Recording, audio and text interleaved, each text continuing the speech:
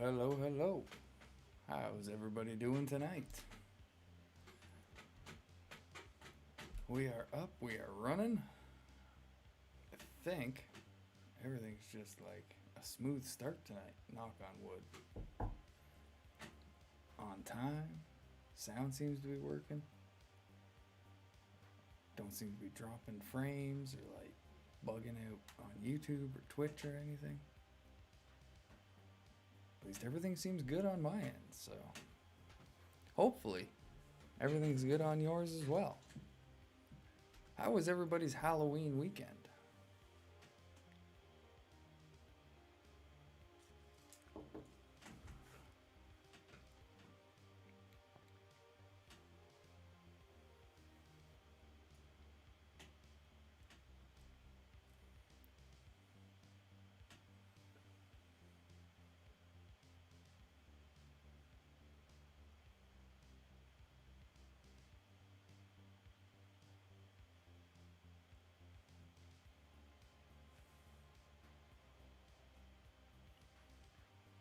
What is going on with this? No. Don't need the whole thing. That's all we need. Boop. Just make that proper size there. Don't mind that transition. Just had to resize the thing because apparently it was a little bit undersized. I don't know what happened there. I don't know if there's something going on with chat, if I'm just not seeing anything, if people just aren't talking tonight. That's cool too. Maybe everyone's tired from Halloween. That would be understandable. Especially if you got kiddos to take out. You know, they can tucker you out. But as always, open Q&A for the first little bit here. If anyone has any specific questions. That was a bit of an abrupt wash around to the side. But yeah, if there's any specific questions, comments, concerns, feel free to voice them in the chat. I'm on the good account right now, so if there's any specific commanders or troops that people are curious about, feel free to let me know. I wouldn't mind somebody just even popping in a hello either on YouTube or Twitch, just so I know chat's working all right. Because, I mean, 10 people and not anything coming up in chat makes me just feel like something's not right. But what up, AJ? I can hear you. All right, thank you very much, Aaron. I appreciate that. So, like, yeah, I just kind of was, doing the talking thing to make sure there wasn't silence. If there are no questions, that's cool. Like I said, if everyone's tired from Halloween, that's a thing. I hope everyone had a good Halloween though. Earlier today, I had jumped on because the elves had started to get a little bit excited. We talked last night on Discord. Unicorns 15. Yeah, you just sent me a message saying you were looking forward to this one. I am going to try and film my T3, my Evil Comms tier list for the Tier 3 Evil Commanders tonight. That'll be later on, but I will be attempting that. Merry Christmas, happy birthday, all that fun jazz. Ho, ho, ho. But I do want to preface the whole tier list thing just ahead of time. I don't like doing tier lists or like rankings myself because I personally find them a very, very subjective topic. I don't find everybody looks at things like commanders and troops in this game or games like this in the same way. Some people value different stats more than others. Some people have different strategic, ways of going about things. There are so many factors that go into what makes good commanders and bad commanders. Some are good only in certain situations. So I'm going to put out going to at least try and put out my tier lists, what I think the rankings are like. But they're by no means trying to say that these are like the best or the worst commanders. I really want to get across that these are my opinions from testing that I've done or from discussions that I've had with other people.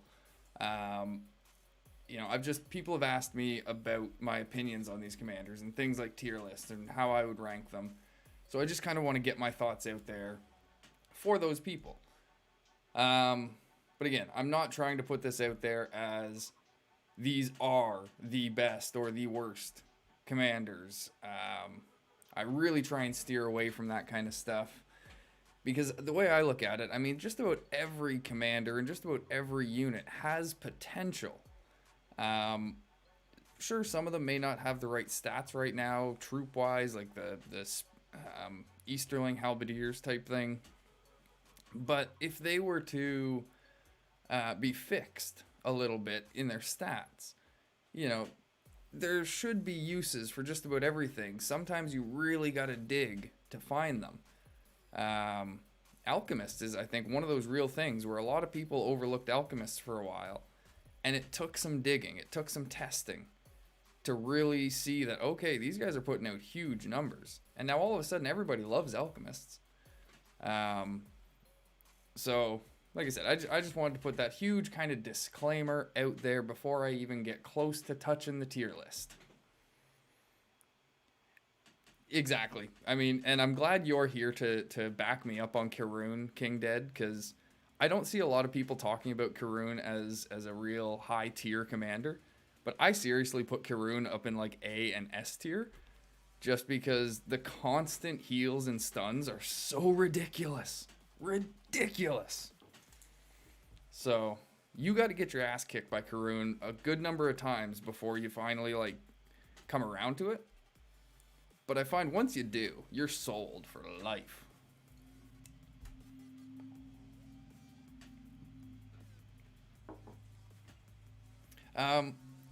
Before I get into it as well, a couple of things that I've been hearing. I've been hearing from some people that are using them now that Sauron and Saruman are both kind of underperforming a little bit. They actually did pretty well in the beta, and a lot of the information I provide comes from my beta experience. So there's a lot of stuff that's changed come launch, and I don't, because I've played a good account, I don't personally have access to a lot of these or any of these tier 3 commanders in the live version now. I'm basing it all on beta experience and from what I'm discussing with other people. So if there's anybody here that has any of these tier 3 commanders that can give some, you know, personal anecdotal evidence before we get into the tier list stuff, that would be great. Because like I said, on paper, Saruman, for example, should do really well. If you take his Orb of Many Colors tree, his Voice of Saruman tree, and what the hell is the one at rank 5? I can't remember the name of it, but there's a lot of skills in there that if you actually read them, they should mess some stuff up. But apparently he's underperforming. Sauron is another one. He's got a lot of really good stuff, even in the early respect levels, but apparently he's underperforming. And I don't know if that's just people not figuring them out yet, or if they truly are underperforming. Sauron sucks. Saruman not too bad. Alright, well there's one there. Hey man, I unlocked Theoden like an hour ago and was waiting for you to do a live today and talk about him. Good to see you. Hey, how's it going, Fabio? Congratulations on your Theoden. Or Theoden, or Theo, however, whatever you... What's going on with chat there? It's like overlapping itself, it looks like. That's weird.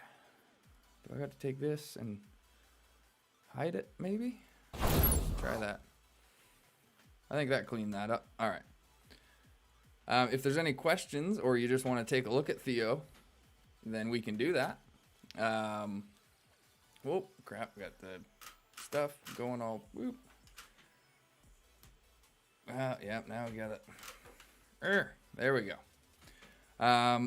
We were having some fun with the elves earlier because they got kind of active trying to retake their tree, which they haven't yet.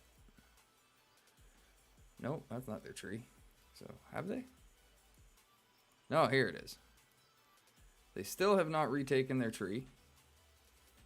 And we were having some fun down here, trying to stall them. It was great. And I promised them some more fun this evening, whether they liked it or not. So we've got a whole bunch of lovely people just waiting here. They've been hanging out all afternoon, just waiting for you lovely people to show up and for me to get things started so that they could, you know, do their thing again. So speaking of Mr. Theo, we can bring him on up. This screen does not do well for the thing. Let's switch over to this, and we can show you. I actually gave Theo a little boost in his gear here. Upgraded his Reach of the Rittermark to 4 stars. Don't have anything to refine it with, unfortunately. Got his helmet up to 4 stars, 3 gold. And his fiddle up to 2 stars. Again, nothing to refine it with. But hey, gave him a nice little boost. And for his skills, I went all 3 titles here. And then the only secondary that I actually prioritized was flanking, so that he can really hassle the ranged units. Mounted combat, I figured give the mounted units a little bit of extra damage. And then 1 point into cleave just because. Why not? That's how I run him, and that's how I really like him. One of his last, oh, I guess they'd be way down here. That was one of his last fights against an Eowyn.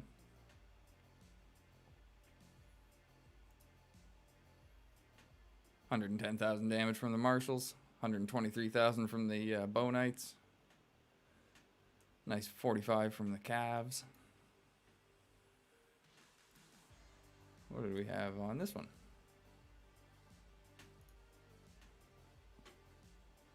Well, that just wasn't even a fair fight, but yeah. He does pretty well.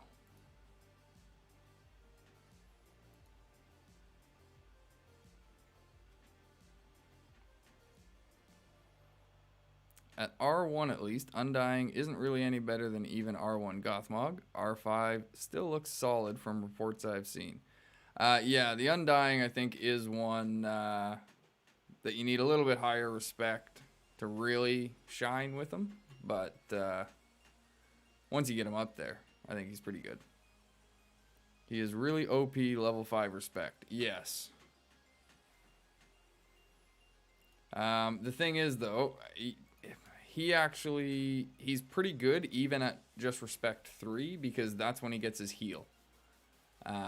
Respect 5 is literally just giving your units some extra attack and HP. This one is where you get your big heal. And so that's actually the important one for Theo.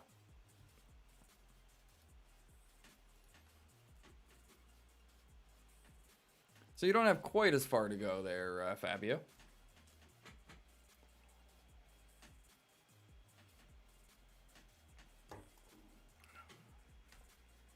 Oh, thank you everyone for joining us this evening. I see we're up to a healthy 17 viewers. Any questions, comments, concerns?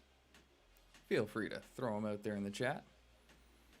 As I was saying, I hope everybody had a good Halloween. Whoop. I had a pretty good time out last night with the little guy. He got a really good haul. So that means Daddy got a really good haul. You know, dad tax. It's a thing.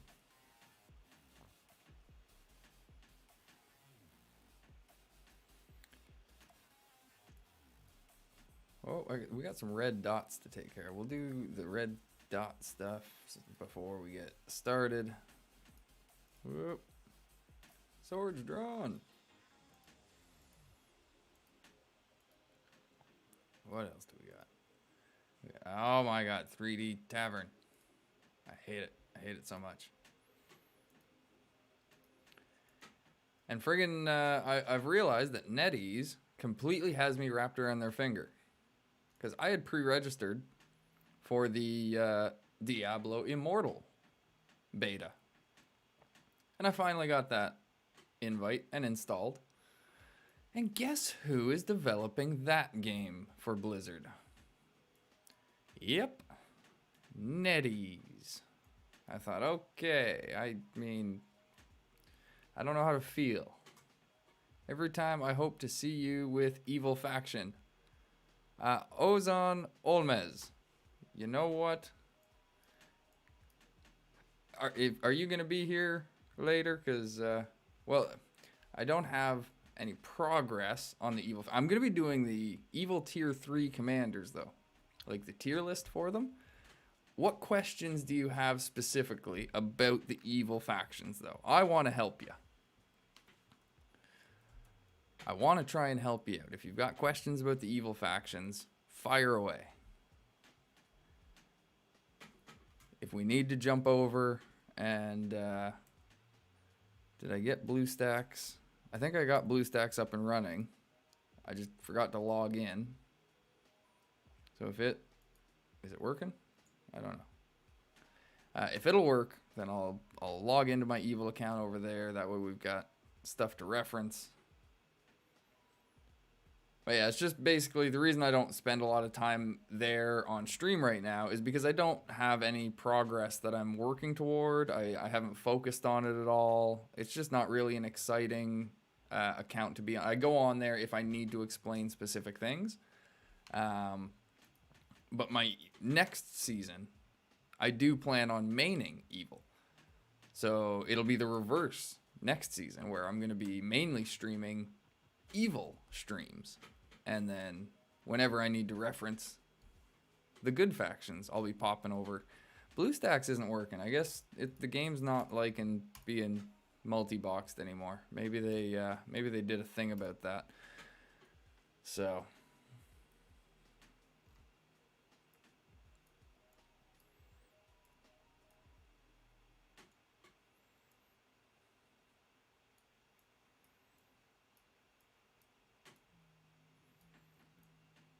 What do we have here? Yeetus.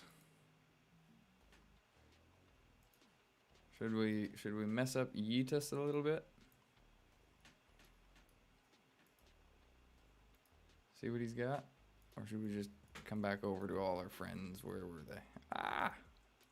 My mouse is breaking and it's like double clicking all the time on me now. Alex was wanting to fight. Okay, first of all, there is no guide about beginner evil guide. In my opinion, good factions are easy. I really like enjoying watching it, and sometimes I fell asleep. Oh god, 5:17 a.m. in your country. Oh, that's crazy. Yeah, and I guess that is true, because like evil is a little bit different to start as. That is true. And, you know, this is where I feel bad because I totally planned on making, like, a good beginner's guide for people. And just, it's gotten totally lost. Totally fallen by the wayside. I'm sorry. I apologize for that. That's just me dropping the ball.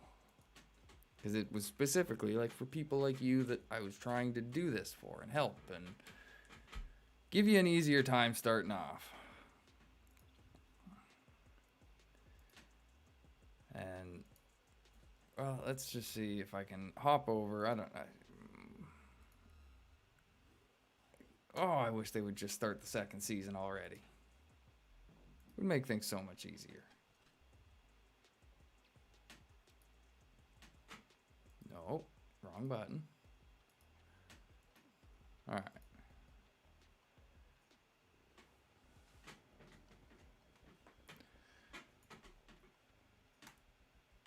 So again, I don't know how much, because, well, yeah, this is probably a bad one to even try on, because I think we've got all of our, yeah, they've taken Dol Guldur and everything.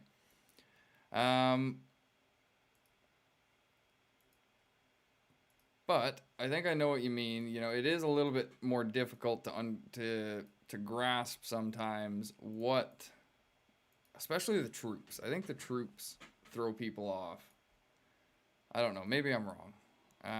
Is there...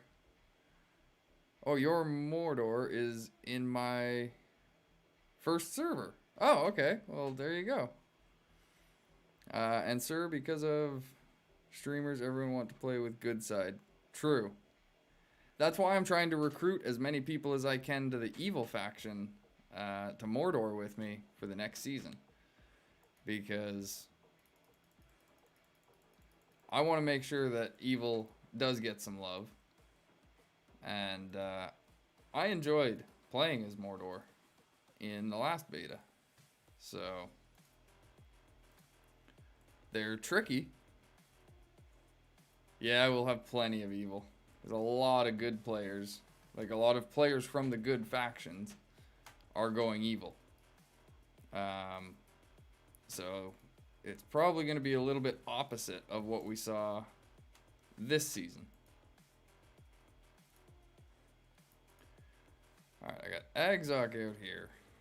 I'm just going to see, I don't know, load them up and do a little bit of normal, what I would do, I guess? I don't know.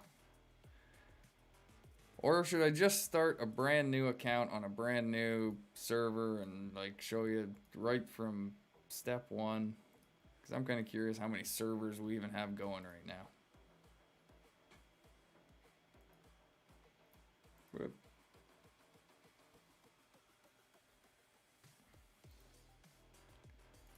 Season, wow. 354. And these ones are all special. Wow. All right then. Well, 354 it is. The newest server, yeah, I think we need a few more. Like 100 more. All right. Chat, you can pick my faction. We can't pick well, we're going to pick evil. So, between Angmar, Isengard, Mordor, and Rune, what are we doing? We got one for Rune. You know what? I like Rune, kind of. Yeah, I think I'm voting for Rune myself. Rune going once. Oh, we got 3 plus me now for Rune, so I don't know. We need some more. Rune going twice. Oh, we got another. Oh, we got another Angmar. We got someone to break the tie. That's 1, 2, because like Ozan says Angmar or Rune. So I mean, no one play. Yeah, you're right. That decides it. No one plays with Rune in YouTube. Bam. Hey, how's it going, my man? Thank you very much for joining.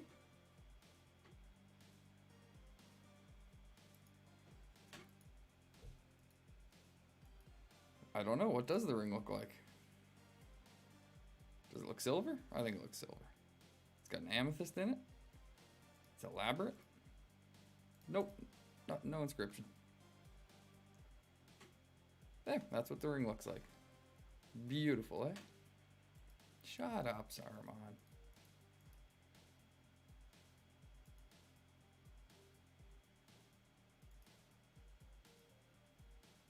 Charge!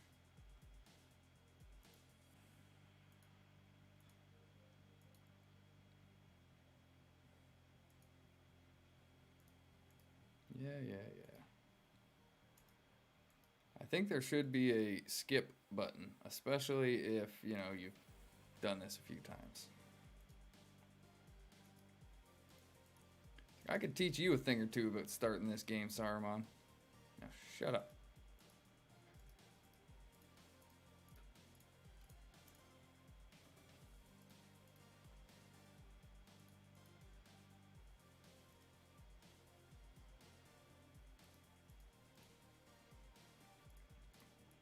Them. Rare treasures. Who do we get? Probably like Khaldun. Oh my god, it's Khaldun.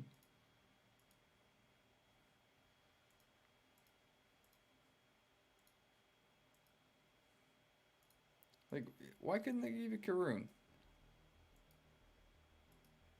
I think Karoon would be a great first commander for, you know, starting players.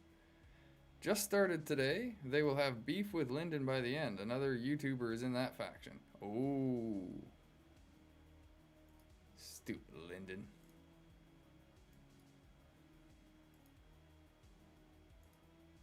They smell. Those guys over in Lyndon, they smell. I wouldn't trust anyone from Lyndon. Shifty eyes and all that. Oh, no, that's handy. A 300 right on your back door. I like it. Finally, new and original adventure for the evil side. 2. Thank you kindly, sir. No problem, Ozen. You know what? This is exactly why I do this. And, yes, I do, Lepo, or Lepole. I'm going to call you Macron. I can see Macron at the end there. And yes, I have multi-stream chat on. I did say hello to you when you said hello. And yeah, so I've got the multi-chat open, and I can see both. Not a problem, Ozan. Oh, they give you a gore bag, too. No, I'm glad that I can provide content that you want to see.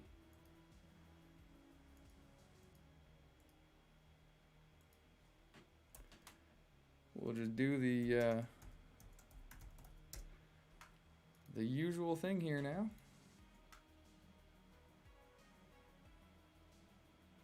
You come with T2 trolls. Awesome. Hello, hello, evil today. Yeah, we decided like we're gonna be doing some fun with the elves later on the main account. We'll let them sweat a little longer, but some people wanted to see the evil factions get some love. See how to start off as an evil faction. So I decided to just start a brand new account on one of the newest servers, 354. And we're going as Rune, because I've never played Rune before myself. Other people in the chat wanted to see Rune.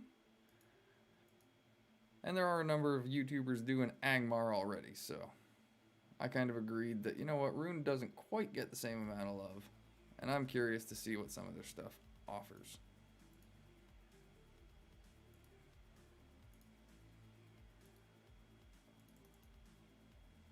Levee. Drove the Chevy to the levee, but the levee was dry. Them good old boys were drinking whiskey and rye.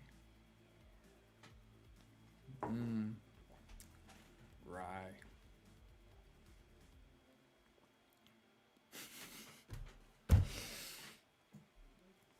Okay. Well, luckily I can still help you out there. Arwen has certain abilities that boost, actually I think it's only at respect 5, that she has nobility that boosts men units, the damage, by 21%. So for her, it's actually better to use men units as opposed to elves if you have that skill. Other than that, she's generally a pretty versatile commander because she's all based on healing and focus damage. Legolas, he's got some abilities that allow his ranged units to attack twice. I believe he's got damage boosts for ranged units. So a lot of the times you'll see people run double ranged and some sort of frontline soaker to, you know, to take the damage for them. Gandalf, you're probably talking about Gandalf the Grey. And again, he's a really versatile commander that he doesn't really have specific bonuses. He has more generalized bonuses for your army. So you're allowed to run, you know, just about anything that you like. Those are 3 pretty good commanders for versatility. in my opinion. Hey AJ, are you starting a new server? Yes, Tyler Curves. I decided to just go this is 354. You should join 350. We have Chisgull and all things Middle Earth. No, that's all right. I don't like being crowded like that. I just decided to choose the newest server, and I'm good. Oh my god, a developer's gift. And a pre-registration gift.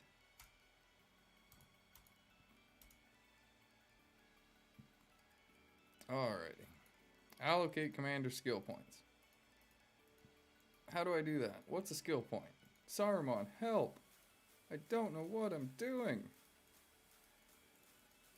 Shut up. Shut up. Thank you. Silly Saruman. Yeah, sorry. We don't have much time anyway. It's not like these are gonna be, main accounts that get that. I don't know. At least for me, it's not. This is just kind of a fun account to help some people out. Let them see the evil factions. I don't plan on taking much part in world chat or anything like that. Not starting a war band.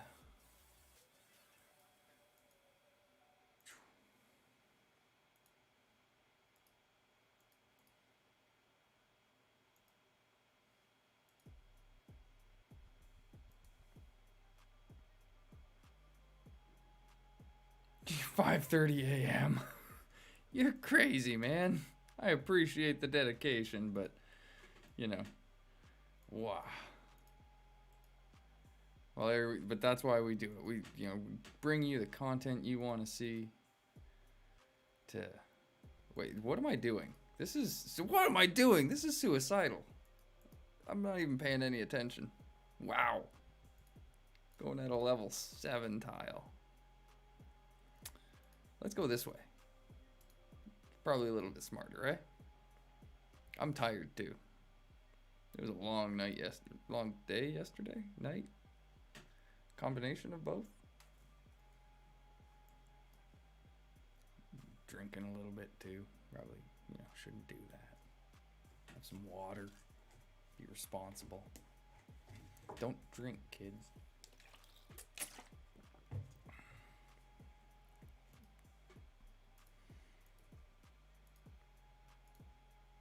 Alright, we got Gorebag here. AJ, do you or anyone in chat have experience with building a Hobbit army? Is it worth it early game? No. Hobbits are, from all the testing that I did, they're just not worth it. Just not worth it. Because you got to sacrifice a unit slot to bring them in. They only, their only potential is with commanders like Arwen that do a lot of healing.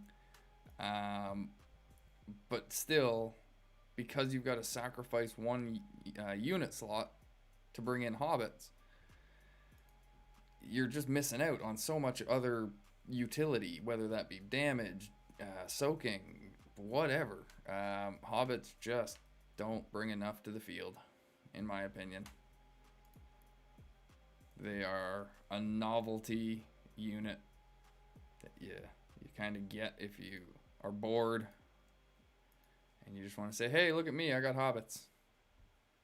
Well, it's 4:30 a.m. at my place also. Hope to see your streams in the future. Got a lot of good side questions. Hey, fire away. Anytime. Wow, man. That's the thing with, a worldly game like this. I guess you do get the audience all over the place. And, yep, the time zones, they don't all line up, do they? I just got to shake my head and chuckle when I hear those times, guys. And gals. I got to remember to do that. Anyway. But, yeah. I've done it myself. I know what it's like being up at, 3, 4, 5 in the morning watching YouTube videos or streams or whatever. So I don't judge. As long as you don't have to like get up to go to, I don't know, maybe you do have to get up to go to work or something. But if you do and you still do it, then you're a trooper. That's adulting, man. I mean, if it's school, whatever, you can nap at school.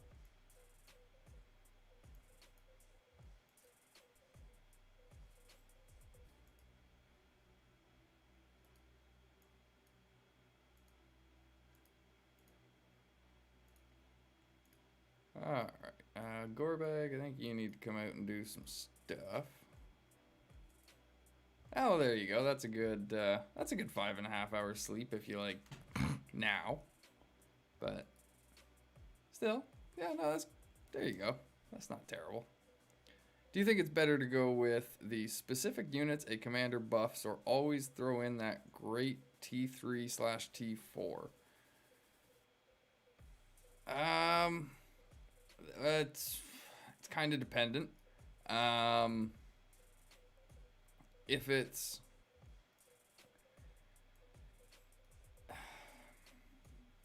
it's a bit of a tough one.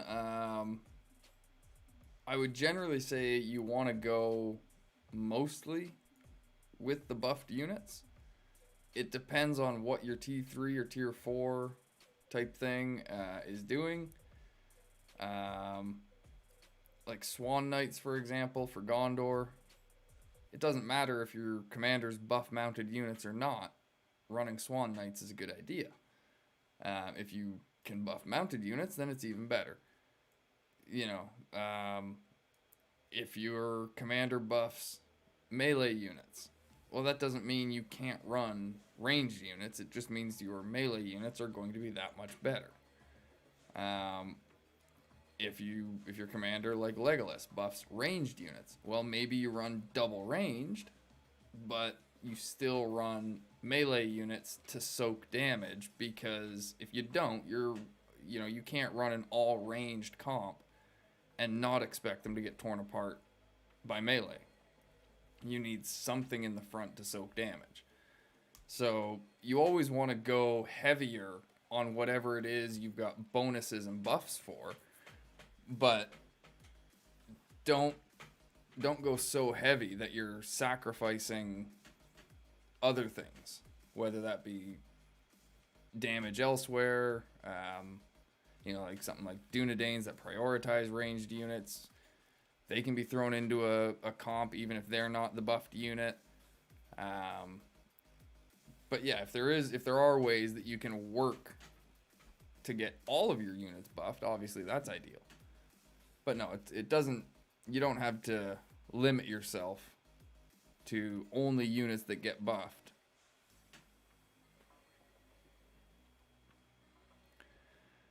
Mainly asking about Lurtz and Gorbag because they only do a specific race.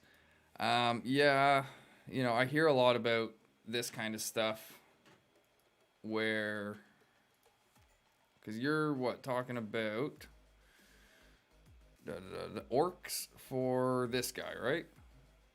Okay. So in this case, like in a case like this, yes, I would say you basically, if you can, try and only run orcs. Okay, yeah, no. I think I get what you mean. Are you talking about like running orcs with him, and when you say throw in that great T3, T4, are you talking about things like mountain trolls, Snagathrax, Ravagers, that they're not orcs, but they're great units? Because yeah, if that's what you're talking about, then run 2 orcish units and then that other good unit, because it brings so much value on its own. But yes, load up on orcs otherwise. Yeah, exactly. So, and it depends too, because if one of the orcish units that you're running is Reapers, well, you still want to protect them until round 5 so they can get their huge damage bonus. And in that case, running mountain trolls is going to get that job done all the time. It's going to help protect them. Whereas if you didn't run mountain trolls because they're not orcs, well, you're probably going to lose a lot more reapers before round 5 and not get as much damage out of them. Same thing with like snipers. They may not be orcs, but if you've got 2 orcish units up front, like crushers and, again, reapers, or crushers and alchemists, and then snipers backing them up to take out any ranged units you find, that's still a really good, strong composition, even if the snipers aren't getting the orcish buffs. At least that's how I look at it. Same thing with, actually, that was the other thing I wanted to talk about with Gorbag. What is it here? Old Orc. Yeah, dress wounds. You know, it only heals 1 allied unit. And so I hear a lot of people saying, well, only run 1 unit type on Gorbag, because otherwise the heals are just weird. And it's like, well, no. You're never meant to heal every single unit in your army with something like this. It's a random thing. Every few rounds it goes off and you got a chance to heal somebody. Great. He's not really a healer. He's a damage dealing stun locker that every now and then throws out a heal. But just because it only heals 1 unit doesn't mean you only run 1 type of unit, because that's just too easy to get countered, even if you're running like 5,000 of that unit.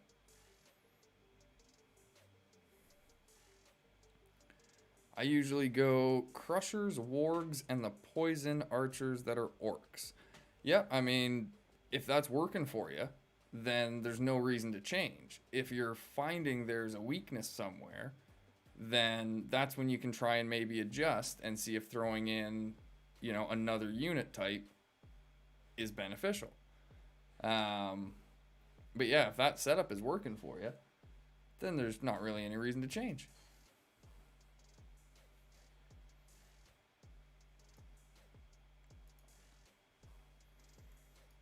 Alright, we got some more, another skill point to throw in here. We're going to give him 1. Actually, yeah, we're just going to go try and get this up to max. Mr. Gorbag. Get you another level.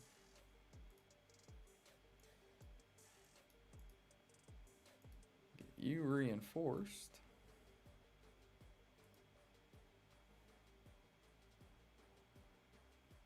The archers die way too quick. Yeah, the arbalests, I don't find them great myself.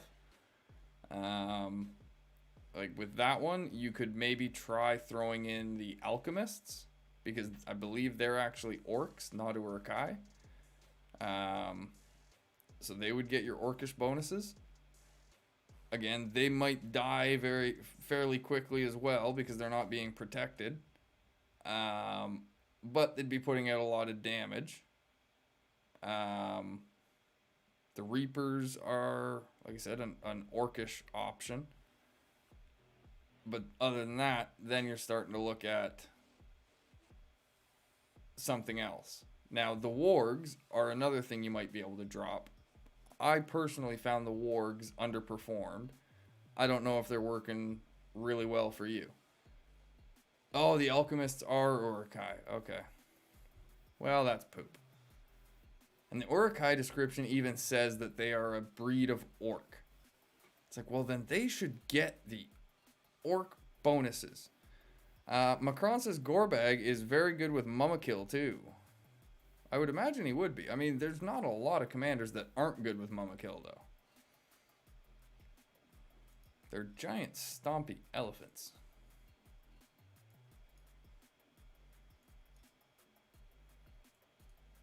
They just ruin people's day. I find it funny. Everyone's talking about them getting nerfed, like wanting them nerfed. It's like, what? They are giant stompy elephants. They're supposed to feel powerful.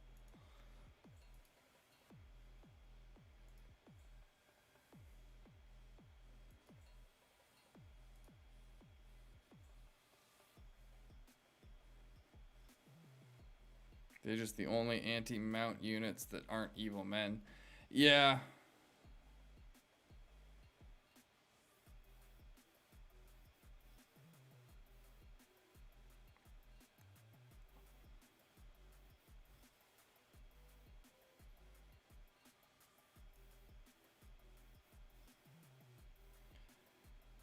Yeah, I'm hoping that they're actually performing a little bit better now than they did in the beta, because yeah, they just seemed so weak. I think it's because they didn't prioritize ranged units. Like, they've got the damage bonus, but they don't prioritize ranged. And that, to me, is a really big difference.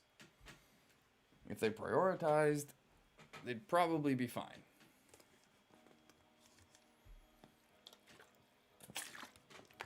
Are you freaking kidding? I just bought brand new batteries for all my lights. And already they're looking like crap.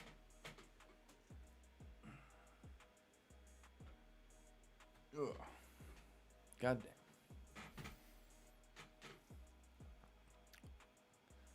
Honestly, good side have a lot of counter to bad side, so Mama Kill are not broken compared to Gandalf or Haldir. Yeah. It's people just don't like getting hit by Mama Kills. And so when they do, it's like, oh god, nerf them. They're just too strong. What the? Shut up. Shut up, Saruman.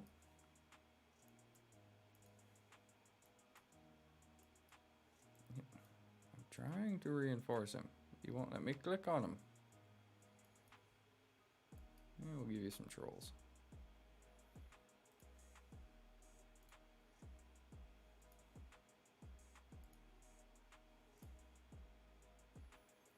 Any decent luck on the... Nope. Alright then. Any decent luck here? Nope. Alright then.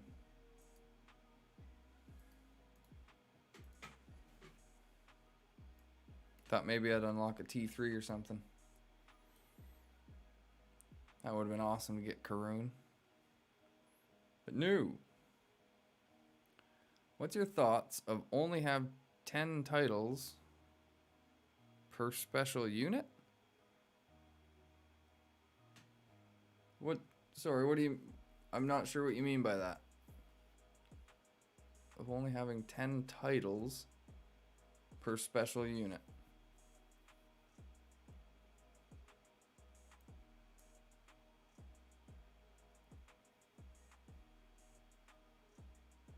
Tiles per special unit. I'm still not sure what you mean by that.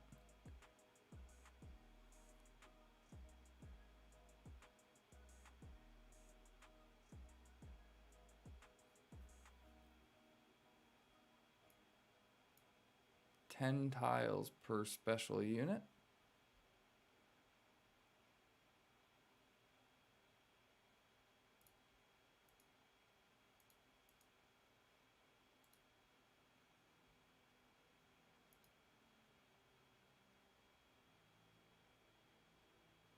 Oh, yeah. Each unit has its own, command point value based on its size, and so Mama Kills are so huge you can only get one Oliphant per command point. How's it going, Spirit RS3? Why are you talking to yourself again, man? I appreciate that. Did you have a good Halloween? But yeah, so Mama Kills are so big that, each one is worthy of a single, of a command point. Trolls, on the other hand, are 4 per command point. So each unit of trolls is actually 4. Yeah, units per command. And like with your mounted units, 50, people on foot, 100. And I think that's a good way of balancing out the units like that. Something like Mama Kills. Like you said, you can only recruit 72, or you can only have 72 of them. And that kind of keeps them in check. You can't run an entire 500 Mama Kills at somebody and just be like, haha.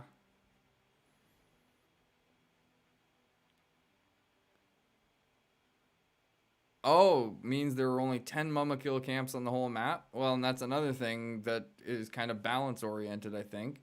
Because they're so strong, they don't want every single evil player to have access to them. It would be about sharing, really. Because even if I had Mama Kills, I'd use them sparingly. So I wouldn't mind taking a Mama Kill camp and recruiting, 2 or 3 conscription things worth or whatever, and then just passing it off to somebody else for them to take over and recruit.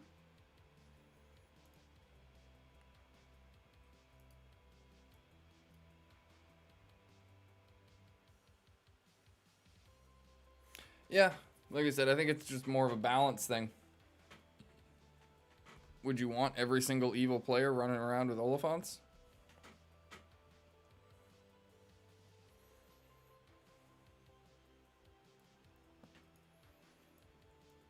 Well, there's a lucky not even dozen people, if they don't share, that would get to have Mama Kill.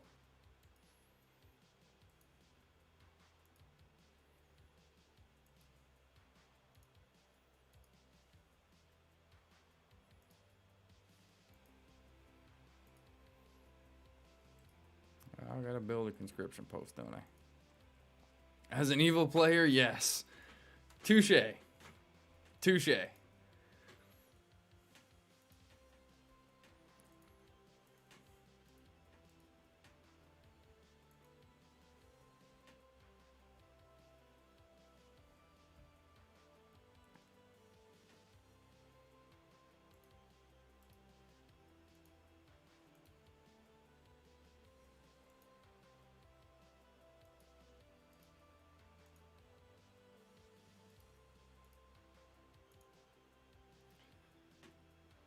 Yeah, this is something I usually go and do whenever I start an account, whether that's good or evil. I just kind of get a head start on a few of these things because they're all quick, and I know that there's a few of them that they want you to do early on. I was like, why not? Show the T4 units for Rune. I will do that. Gonna get the barracks started.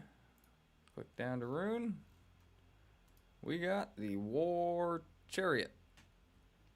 Base damage of 45 to 60, 260 HP, 70 defense, 95 speed, 83 siege. Big ol' siege monsters. They have the Reap ability. Against melee units, they deal extra damage. And they have Scythes. Against 2 enemy targets, they inflict bleeding, causing the target to suffer 3%, that's increasing. Physical damage continuous. Every round for 1 round. They are evil men. They're probably considered large units, as well as beasts, and flying, or something, with all the hidden shit in the game. I'm joking about that stuff, of course, but this is what they may be considered mounted units, now that I think about it. I mean, they should be. It'd be a cavalry unit. Okay, yeah, cavalry unit. Good. At least that makes sense. Rune was unpopular on my server. They got swallowed up within a week of the server starting. Ouch. They are beasts. Like I said, are they? Maybe, I don't know. They could be. They very well could be.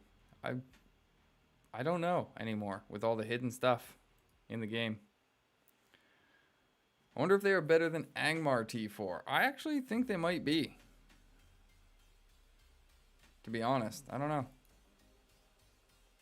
I'd be interested. I don't know if I'll even get that far to be able to experience them before we finally do get Season 2.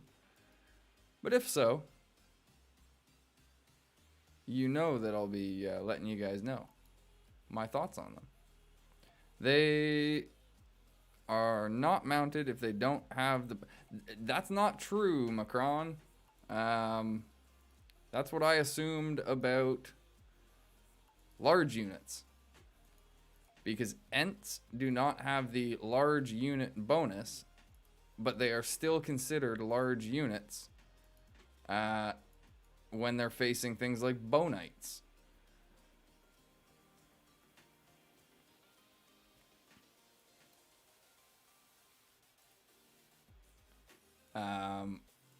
Mama kills are mounted units, even though they don't have the mounted tag. Now, that's not something I've confirmed myself. That's coming from other people and their reports. But yeah, that's why I talk about hidden stuff. I joke sometimes about it, but there's a grain of truth where I did the exact same thing as you. And like, I don't blame you for doing it because, you know, it's the information they give you. I figured that these were the things you looked at here. And that, okay, this says large unit, this is a large unit. This does not say large unit, so this is not a large unit. It's like, that makes sense to me. It says mounted, it's mounted. I worked on that. Uh-oh, what did I hit something. But yeah, I worked on that same kind of system, it seems that you did. But nope. I've been proven wrong a couple of times on that. Like I said, Ents was the first big one. They don't actually have... where are they? Fangorn.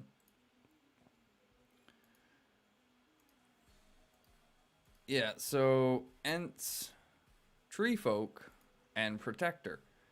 They don't actually have, even though it does say here large unit, they don't have the large unit tag the same as like Mama Kill or Trolls do. And so I always used to make the joke that seriously, so an Ent could hide behind a Troll. But somebody shared reports with me of them fighting Ents with Bow Knights, and the Giant Slayer skill that the Bow Knights have was going off against the Ents, even though they don't have the large unit tag here. So, like I said, that's what kind of got me to realize that there are hidden things or hidden tags that maybe we don't see for reasons that we will never know. I don't think so, Joseph. I mean, I'd have to take another look at Gil-galad, but no, I don't think he's the best.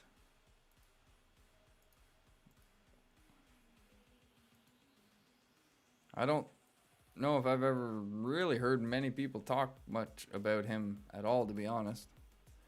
Sees huge tree running at you. Yeah, he's not a large unit. Right.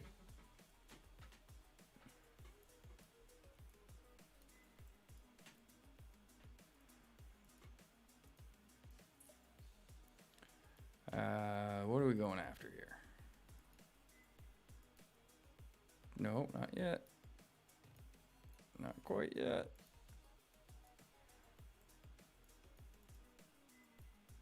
God damn it. Where's the thing I can... That one? Alright. You come take this one. Alright. Oh god, my phone is like back here behind me. Alright. So, I was just taking a peek at the time, because in order to do the thingamajig with the tier list thing, I was trying to make notes again earlier, and I was trying to do a whole like script. Man, I'm bad at that stuff. And I realized I was just writing down word for word basically like the skills on the evil commanders that I was going to talk about. So I don't know. I don't know if that'll help me try and stay on track, but I left all that stuff downstairs in my son's bag when we went to his boxing class. So I'm going to have to go down and get those, make myself another drink, and then we'll come back. And yes, I mean, we're on the evil account anyway, so we'll try and... I don't know if I'm going to be able to successfully film it to turn into a video, but we will at least talk about my thoughts on the tier 3 evil commanders. And goddamn, my lights suck. I think the batteries are dying already. God damn it. All right. Anyway, we'll do the be right back thing. We're going to hit that transition. You can learn about the 5 types of spies and about the fact that sloth can hold their breath for longer than dolphins. It's crazy. I mean, I guess I just totally spoiled the fact of the day, but anyway, we're going to hit that transition button. Bleep.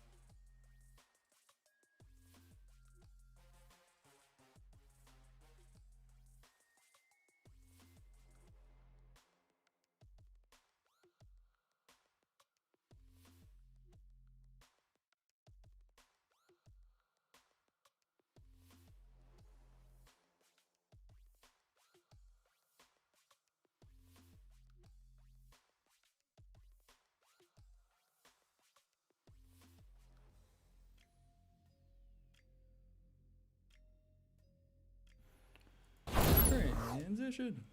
Whoops. I guess I should probably queue up the transition, eh? Transition. We'll try that again. I was back up, and then I remembered I forgot my notes, and I had to go back down for them. Goddamn. We're back, though. We're here. We're doing it. Have we transitioned yet? We haven't transitioned on Twitch. What's going on? There we go. Nope, that was the first transition. Don't worry, we'll be back in a second. I got an oddly satisfying screenshot to show you from my server. May I post link? I don't troll. Sounds good, Spirit. I believe your last link was good. I scared you. I'm sorry, Macron. I apologize. Just making sure everybody's still awake. We are here. We are with it. Alright, and like I said, I got my notes. Hopefully, we'll be able to do this whole tier list thing. Where do I put my notes? Oh god, they're falling all over the place. I don't have enough room for the stuff and the things and the whatnots. Alright, I think I can put that there and that stuff there, and that'll all be good. Alright. And I want to actually start addressing, as I said at one of the other streams, start addressing a little bit the quote of the day and fact of the day. As I said before I left, apparently sloths can hold their breath longer than dolphins, slowing down their heartbeat. That's pretty cool. But the quote of the day, as I said, there's a little introduction from Sun Tzu to the 5 types of spies. Local, internal. What the hell was the other one here? I got it. Local, internal, double, dead and alive, or dead and live. The following quotes will be the explanations for what each of those 5 types of spies are. And for anyone interested in how to make use of this information, well, there you go. You can just mull it over in your head, and eventually it'll click. Just be like, hey, that Sun Tzu guy, he knows what he's talking about. Anyway, how do we, all right, we had this, ready to go. We'll click over to this, Hey, look at that. We got ourselves a tier list maker thing ready to go with all the evil T3 comms up and ready, looking sexy. We ready to do this? What's going on? Why isn't the, like I see chat moving in the thing, but I don't see chat moving in the thing.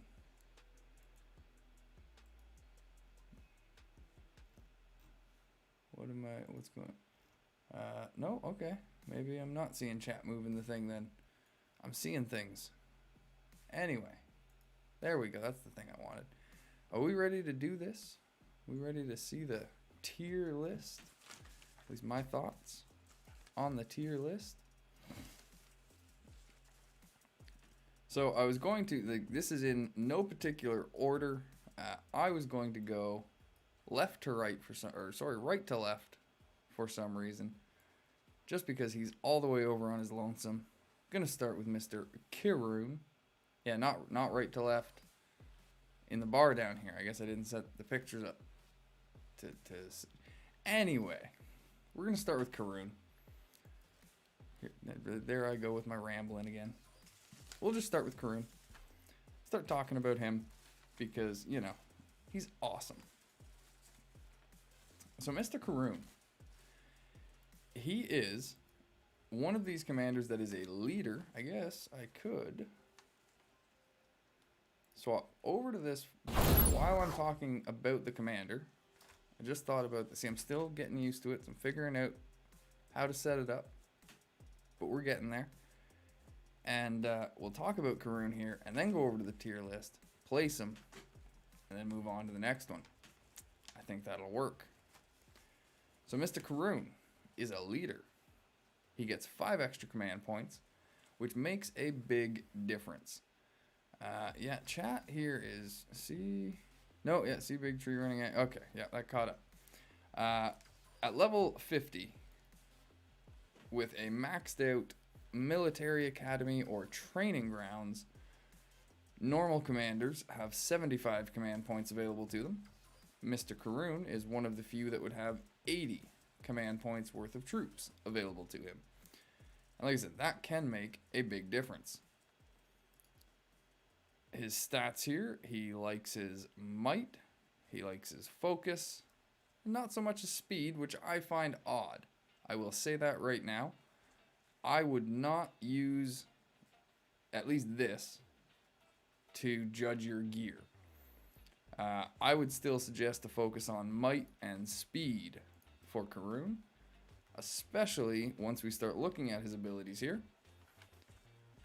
Lord of the Sand, this is definitely a must-take tree for Karoon. If you don't take it, he's not worth it.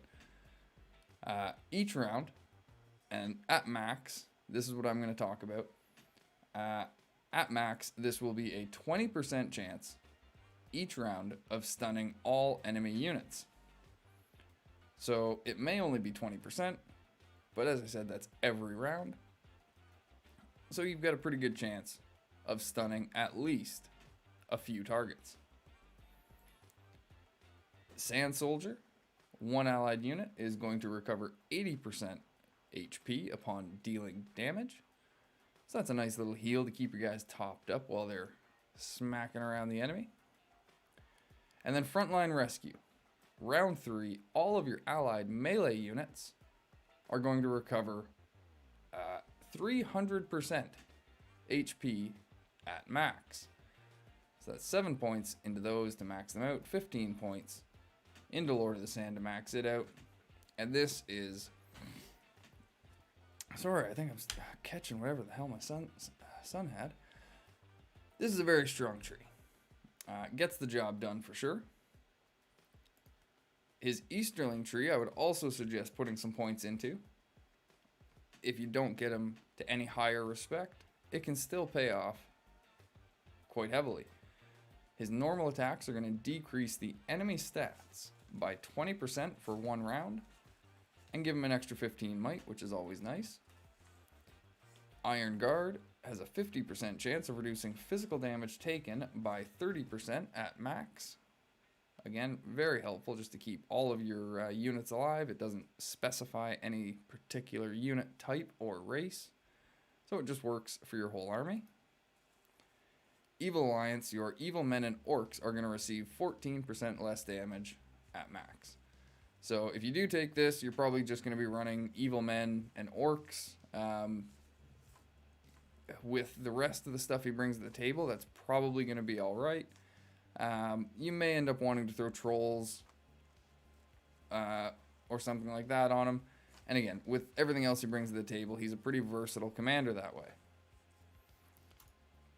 When you get into Respect 3, he gets Golden Visage. Now, this tree I wouldn't really recommend putting a ton of points into. I would say maybe put 1 or 2 points. Probably 2 points into Golden Visage. Just so you can unlock Sandstorm and maybe get 1 point into that.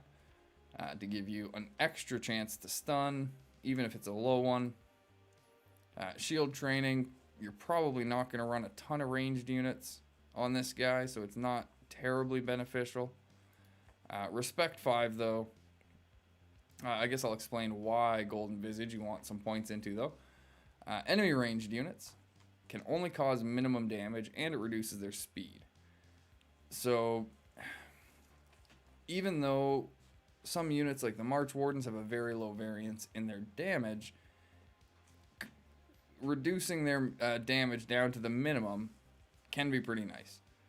And you only need 1 point into that to activate this part of the ability. So like I said, 1 point into this, 2 if you want to spend the extra point into Sandstorm to give yourself another little chance to stun some enemies. Otherwise, you're going to be looking for Respect 5 to get Marshal of the Eastmark. Melee units, 50% chance of reducing damage received by 30%. He gets an extra 15 focus, which is not very helpful because neither of his heals are modified by focus. None of his abilities are, as far as I can tell here. So it's not like his focus is something you want to focus on. Pun intended. But Marshal of the Eastmark does open up Quicksand.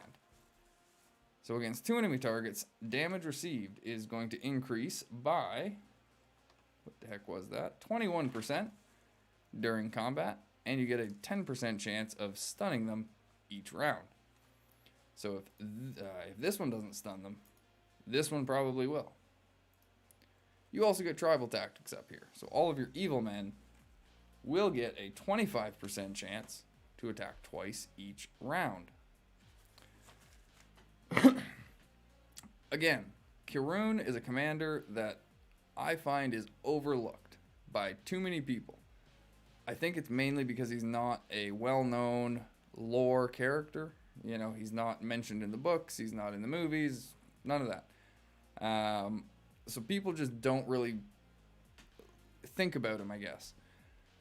There have been some of us that have just had our butts handed to us by Karoon, and we've taken notice. And like I said, this tree is generally always taken, and always a pain in the ass. So, Lord of the Sand, Marshal of the Eastmark if you get him to respect 5.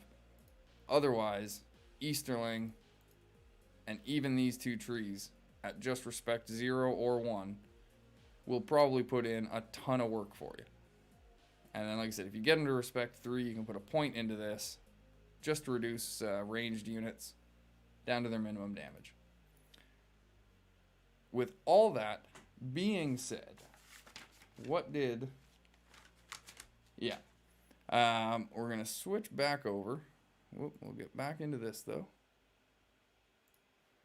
We'll just transition over here quickly to take Mr. Karoon and say that at respect 5, like it seems like that's what everyone is doing for their tier list, so I will follow suit. In the best of situations, if you have him at respect 5, and you have him maxed out, you have the ideal gear on him, I wouldn't say he's anything less than A tier.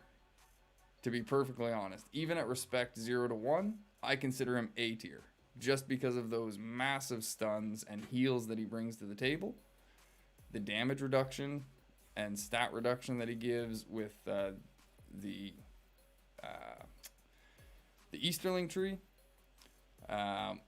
He is a very, very powerful commander. So, like I said, you know, if you don't have him optimized, I would say A tier. If you get him optimized, I would definitely say he's S tier. So, whether you want to, you know, consider A or S tier, I put him in either or. I do think he is one of the stronger commanders that you can have access to. I'm going to sit him up there in the S tier. I know King Dead is going to come at me if I don't. And I agree with him. As I said early on, this is, you know, all just my opinion. I'm not saying one way or the other that these are the best or the worst commanders.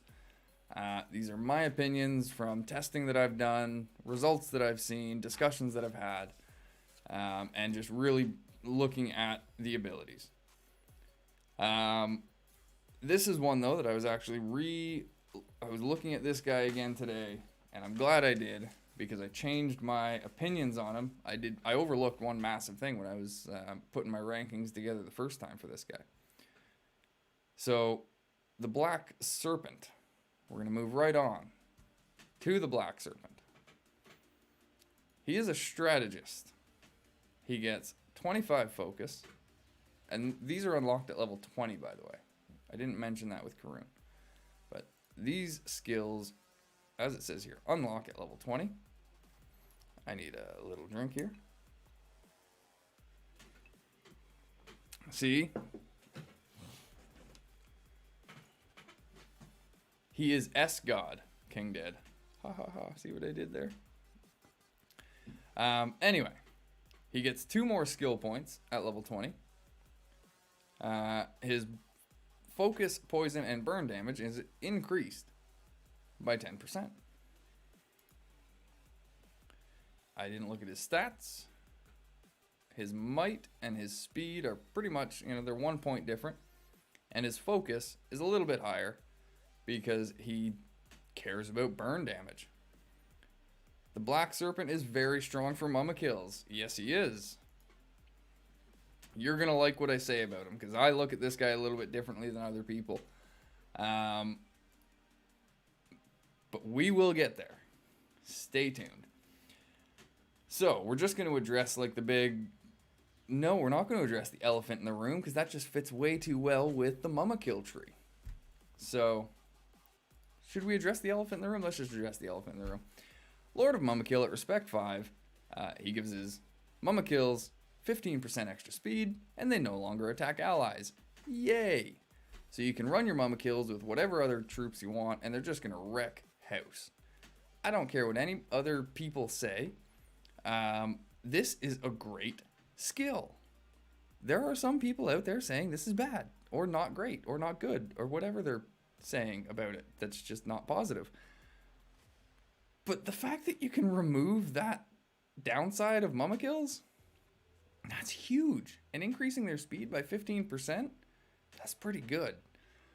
So yeah, like, that's a great skill right there. Wild Magic, not so much. It does a lot of focus damage, and it ends up doing focus damage to one of your allied units in return, so, it's something. But you do get a really nice heal in resupply as well. 2 allied units are going to recover, 28% HP each round, modified by the focus stat. And his focus is going to be pretty high. So if you get him to Respect 5, I think you're silly not to take this tree.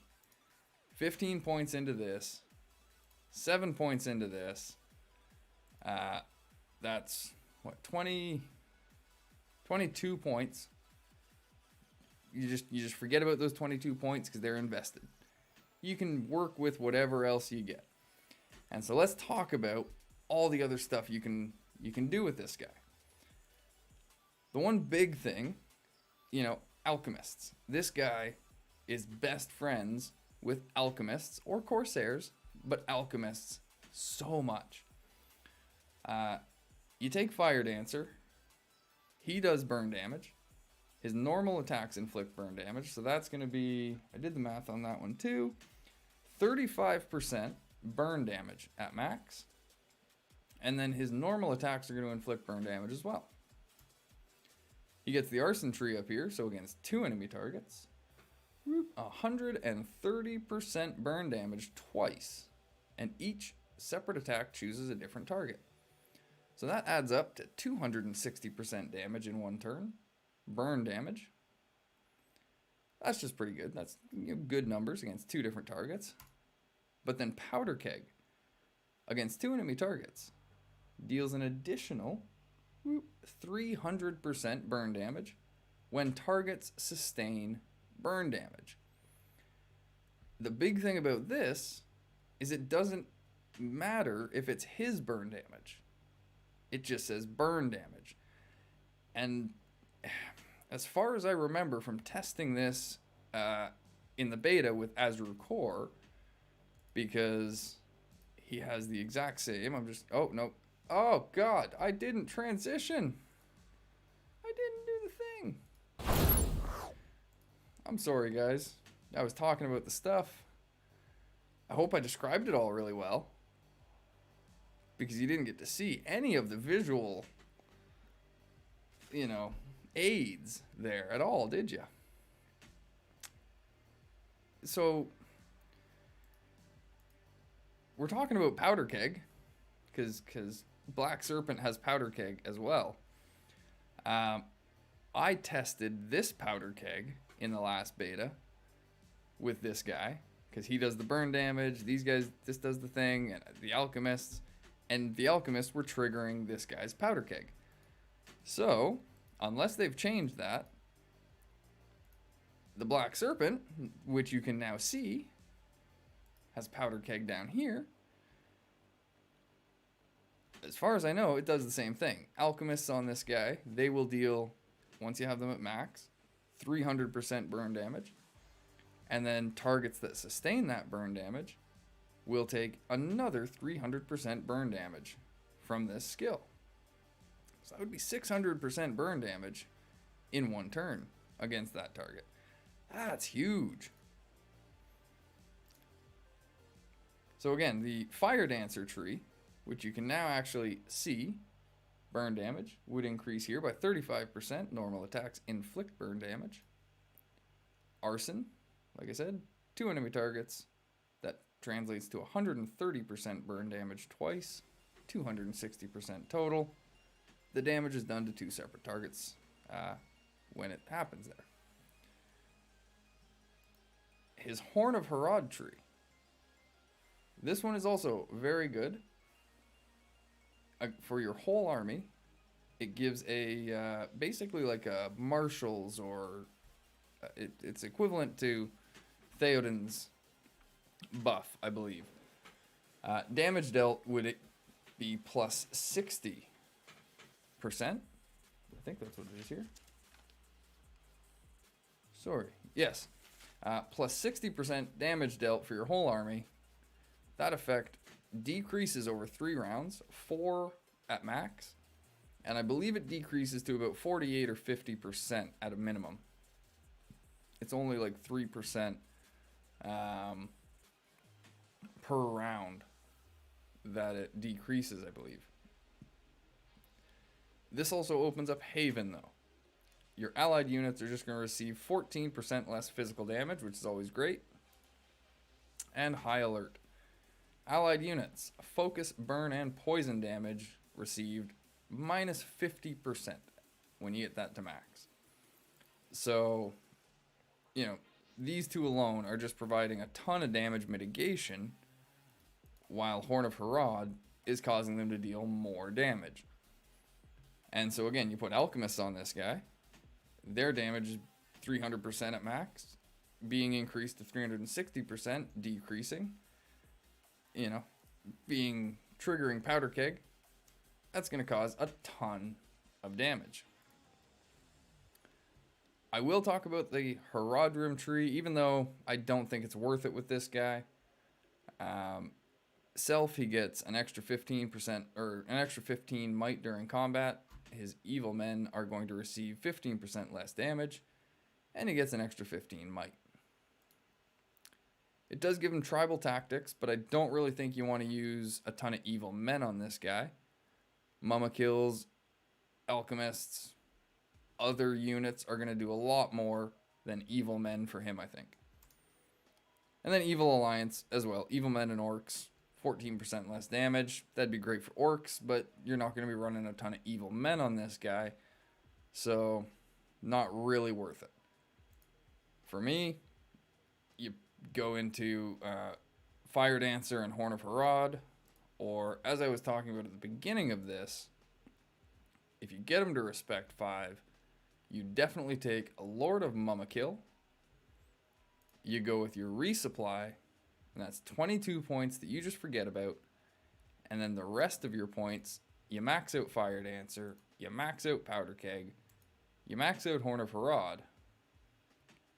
At that point, you can decide if you want to max out Haven or if you want to max out Arson.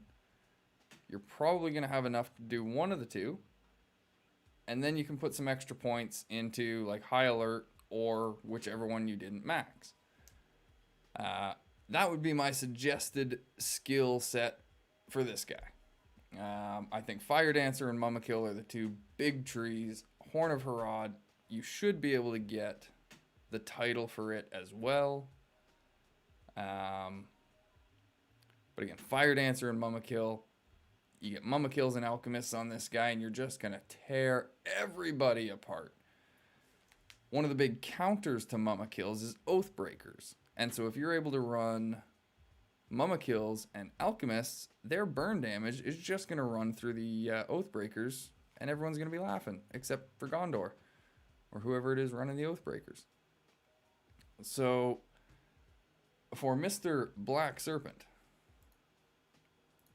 again, with all that being said, at respect 0 to 1, I actually do think he's an A.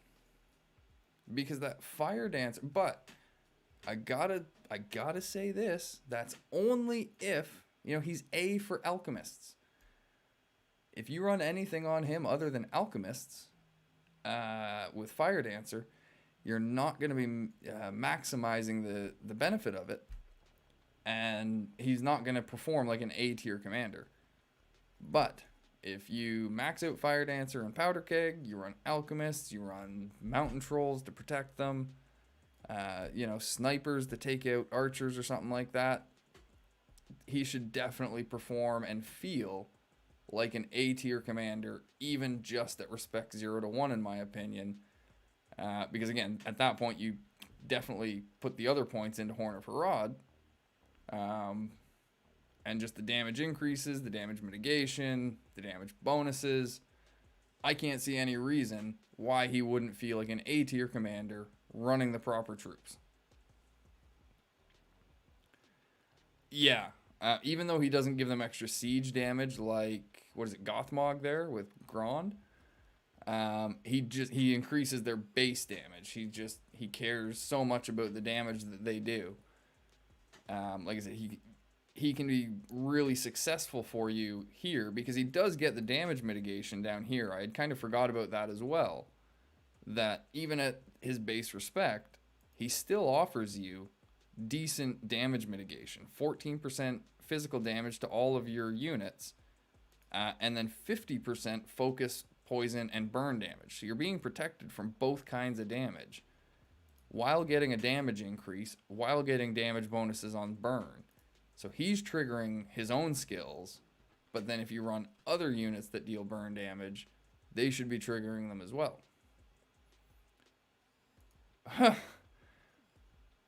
Okay. So I think you all need to see this. Really?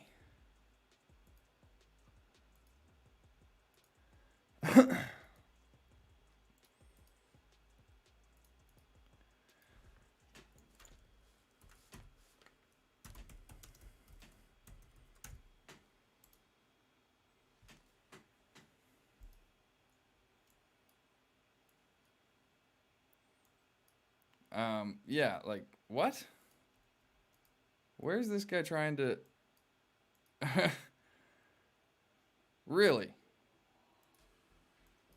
Oh my. Alright, I guess we're doing this, aren't we? We are totally doing this. You stupid, stupid little man.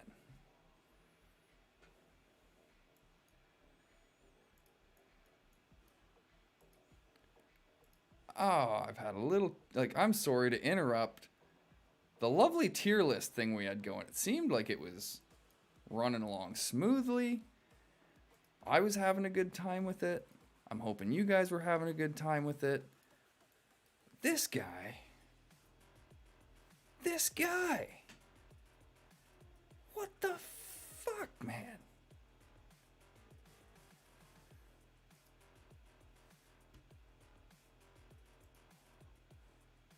What the actual fuck?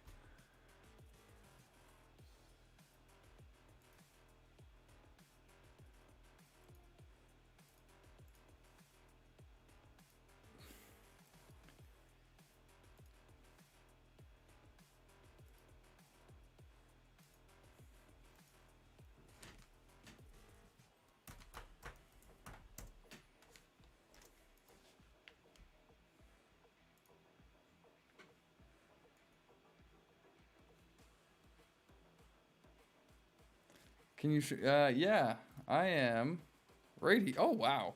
Cool. I'm way out here. 1434, 1486.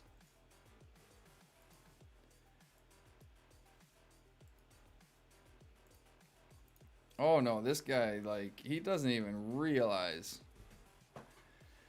This guy doesn't even realize. What are you doing? The bones is all that's gonna be left, man. Why? Of all nights, man. Of all nights.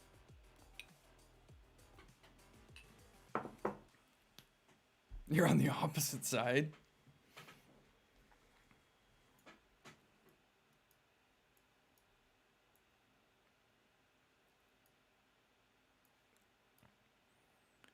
Oh, man. Man, oh, man, oh, man. Some people, I tell you. Some people. Some people. Some people. Some people's kids. Jeez.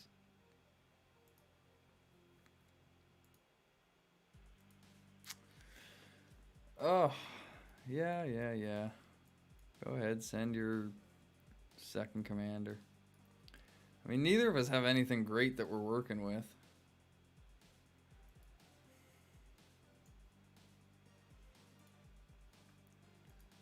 Jesus. I was just trying to do a simple tier list for the people. Give everyone what they want. Dude just up and betrays me.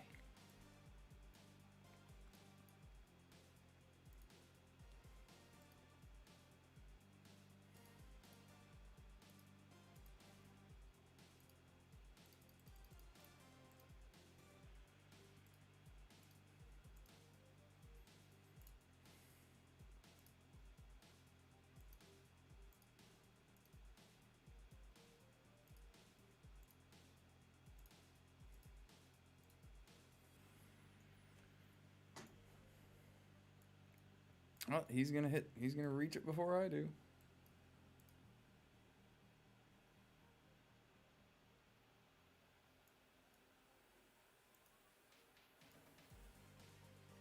Oh, I don't care what happens here. This ain't over.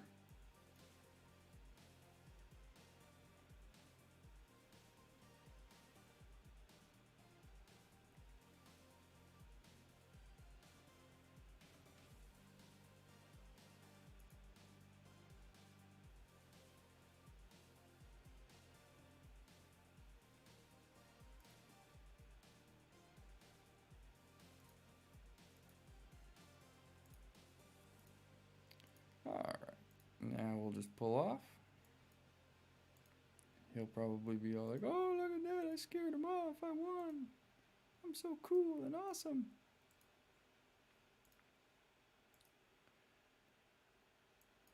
I'm mean sometimes. And like, when people do something like this, it's just like, yeah.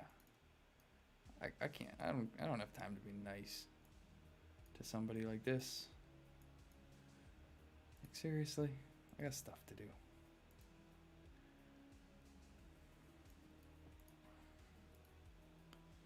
But no, making me waste time,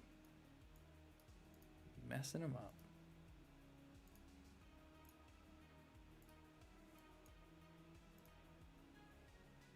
Update notice. All right then.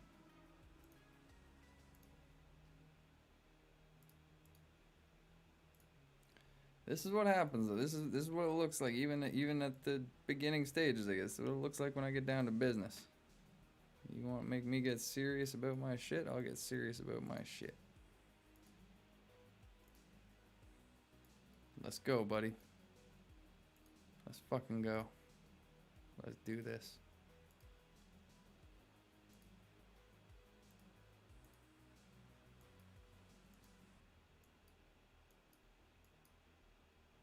Land in transition. Fucking protection. I don't think they should get protection if they're the ones that, like, if he betrayed me, why is he getting protection? Oh, dude, the dark side, like, no, they're not ready for me, Roman.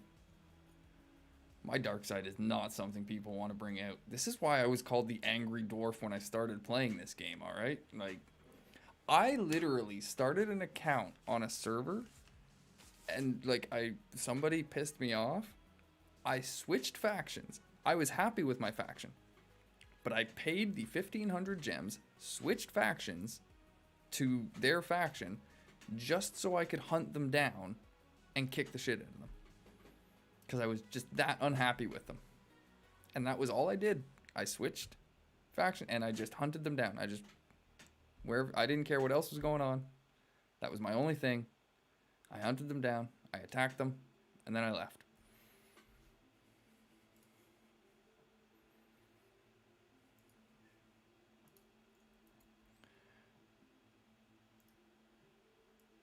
Okay, come at me, bro.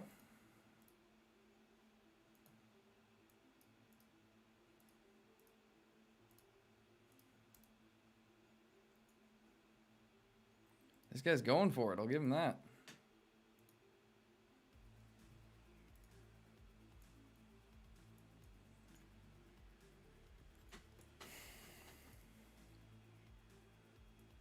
What a silly, silly lad. Yeah. Hi, buddy. How are you?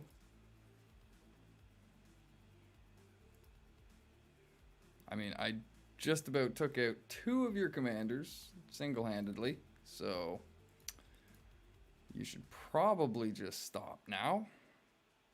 Gideon Lim, how are you, buddy? Currently the leader of Angmar in S337, and we're doing good. Nice, buddy. Yes, I decided other people were asking about the evil comms, so I started an evil account on 354 here. I was in the middle of a nice tier list for the evil tier 3 commanders when this silly fucker decided to betray me.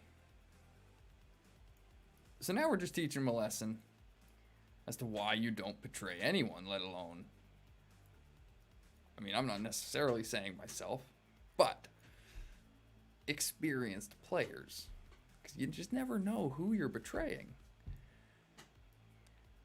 Oh, and like, as you've seen, Roman, like he pissed off an experienced player with a dark side. And I've been bored for like 2 weeks in this game. Not a good thing to do. I mean, thanks for the content, I guess, Bones. But this is not going to end well for you, buddy. You see these reports too, right? Maybe he saw this one and was like, "Oh, look at that, I won." Like, no, you're losing. You're losing horribly. And you're just going to lose even more now. Oh, I'm sorry, Bones. I'm sorry. No, I'm not. Not at all. Ooh, okay. Gideon, indeed. I want to... Do I have you on Discord? I think so. Because I would love to see battle report screenshots of Kamul at R5 with Fallen. Because I felt like they were kind of made for each other. Okay. Why isn't Gorbag... Why isn't he fighting? I guess he's waiting for these guys to... Alright. Well, now that Gorbag's there, we'll just pull you off. They can fight Gorbag and get their asses kicked by him. We'll take Mr. Khaldun. We will return him home. Load him back up. So that he's ready to go again. Looks good to me. And then right back he goes. I've quit S16 Gondor. LOL. King, how's it going? Oh, King, yeah, okay. You want to hear some pretty shit? Someone in my fellowship sniped a 300 from another player in my fellowship because he said it was his in the beginning and there was... What? At this time of the season? He just gonna get so confused on why he keeps losing. Yeah.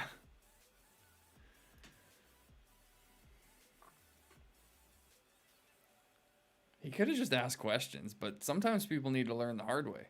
And you know what? If he's as long as he's reading the reports and maybe gets an understanding of why he's been losing, The level difference is a big thing. Like, my Khaldun is level 6. His is only level 5. So I had the extra 100 brawlers here. That's literally the only difference in our armies. What has he gone with? Oh, that's the other reason. Okay, he's got these, which, yeah, I can understand maybe why he's done that. Whereas I have taken just a straight up damage increase for my commander. So I've done more commander damage by a little bit than him. My troops did 3,000 more damage. But then this one, a 3-level difference, that was just never going to go his way. And now they're both about to get finished off by a level 4 Gorbag. So his level 5 is going to lose to a level 4, which he's probably going to be shocked by. And then oh no, because Khaldun got there first. Never mind. Or got there last. So Khaldun did finish them both off.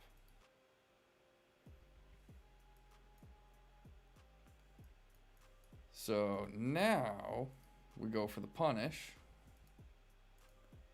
There's some lovely looking tiles.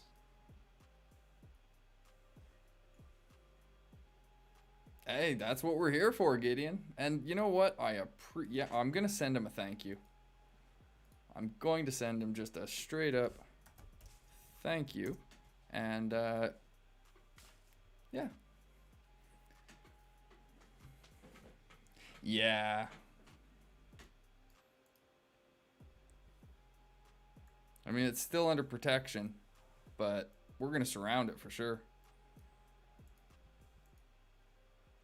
We are definitely going to be surrounding this thing.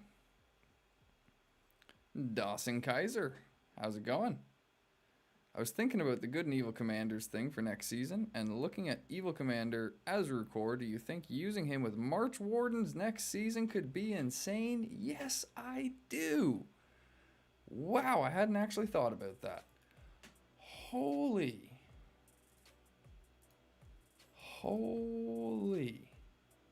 Because where is it here? No, it's this one. Allied ranged units. Yeah, attack 2 times, but only at minimum damage, which is still fine for your... Yeah, that's the one right there. Is basically the allied ranged units attacking twice each round. Yes, it is. That would be absolutely insane. Oh, and then yes, his ranged units deal burn damage after dealing damage. So yeah, that as well as that with March Wardens. Wow. That would just be stupid. Like, no thank you. Don't do that to people. Yeah. In the last beta, we saw what I think it was Gandalf with Convener or something like that. There was somebody that was giving March Wardens double attack. And they were putting out so much damage. It was damn near impossible to counter. Yeah. Wow. Azrukor and March Wardens. That's just silly. And then you got Bow Knights backing them up. Wow.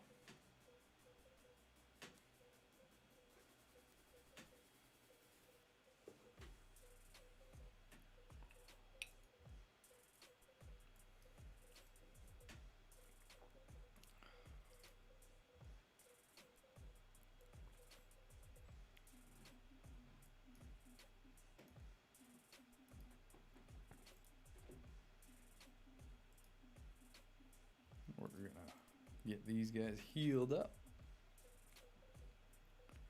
Yeah, that was a bit of fun, wasn't it? It seems like dude's learned his lesson. Well, I guess his commanders are out of commission for 10 minutes. So he probably hasn't. He's probably gonna try again. That's fine. We got 10 minutes to make our guys a little bit stronger. Kick his ass a little bit harder than we just did. He's really just... yeah, I'll get back to the tier list. I'll get back to... see, I was trying not to get off track.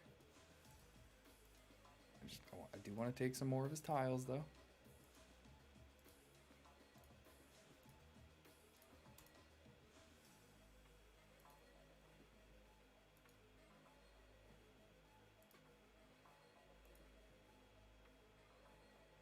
Really punish him for it. I can't let him. Nope.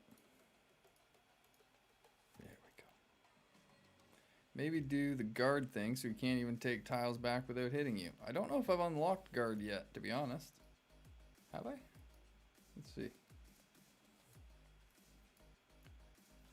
Oh, here he comes.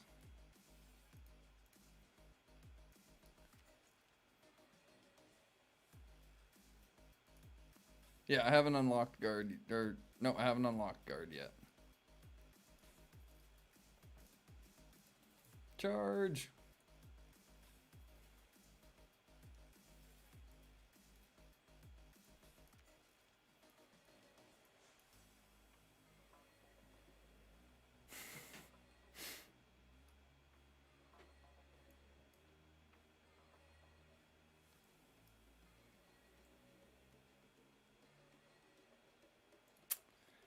Yep.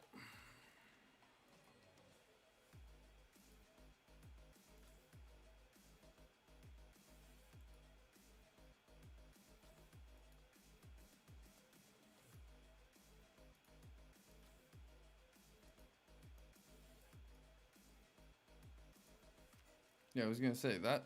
What are you talking about? That was not a failure. That's clearly a victory. Why are you not showing me? Show me the report. You bastards. This one? I don't know. Oh, you silly, silly guy.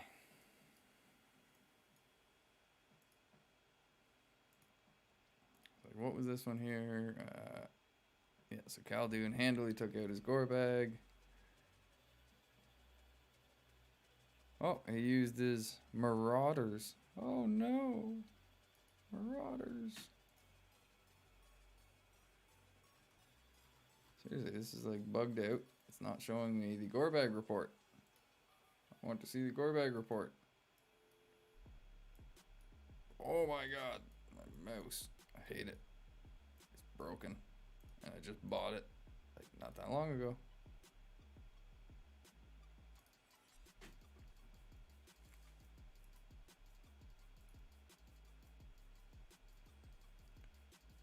Ooh.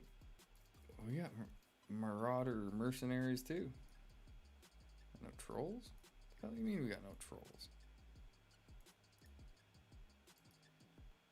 Where's our trolls?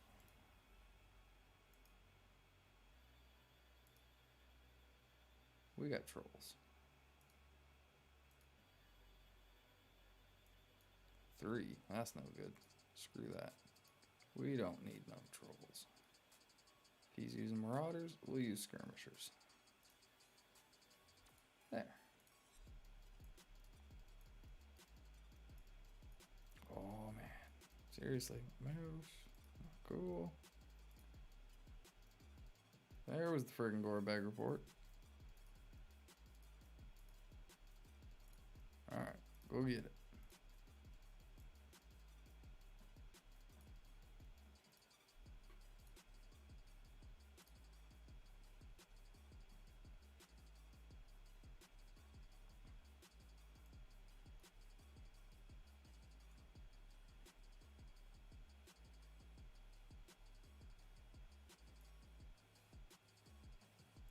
What do I have for gifts? Ooh, who can I? I'm sure I can unlock. Ooh, Agzok? Can I unlock the Agzok?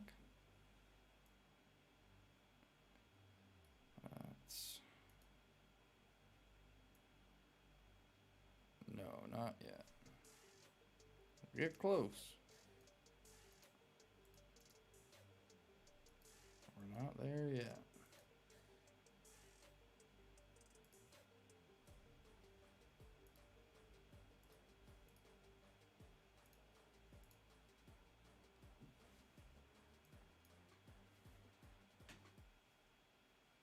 Well, I guess we'll teach him about bouncing. Oh, wait, no, because he'll have other tiles there. Or no, because that would have been a move, not a march, so he should bounce.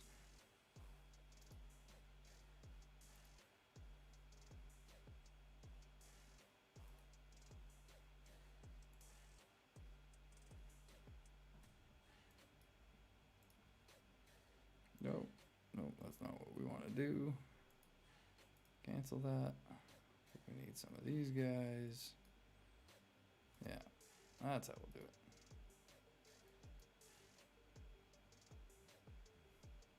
Yep, no combat. That's called a bounce, buddy.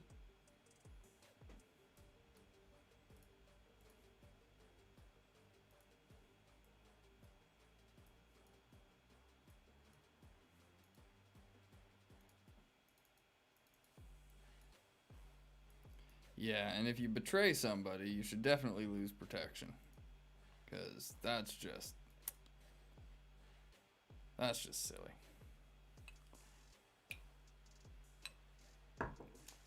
Anyway, while he's deciding what he wants to do, where the hell were we?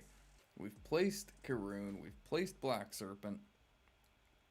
So let's talk about, who do we want to talk about? Sauron, Witch King, they're all kind of in the same. I mean, technically Witch King is a little more to the right than the other guys. We said we were going right to left, so let's do that. Witch King. He is also a leader. So he gets 5 extra command points at level 20 as well.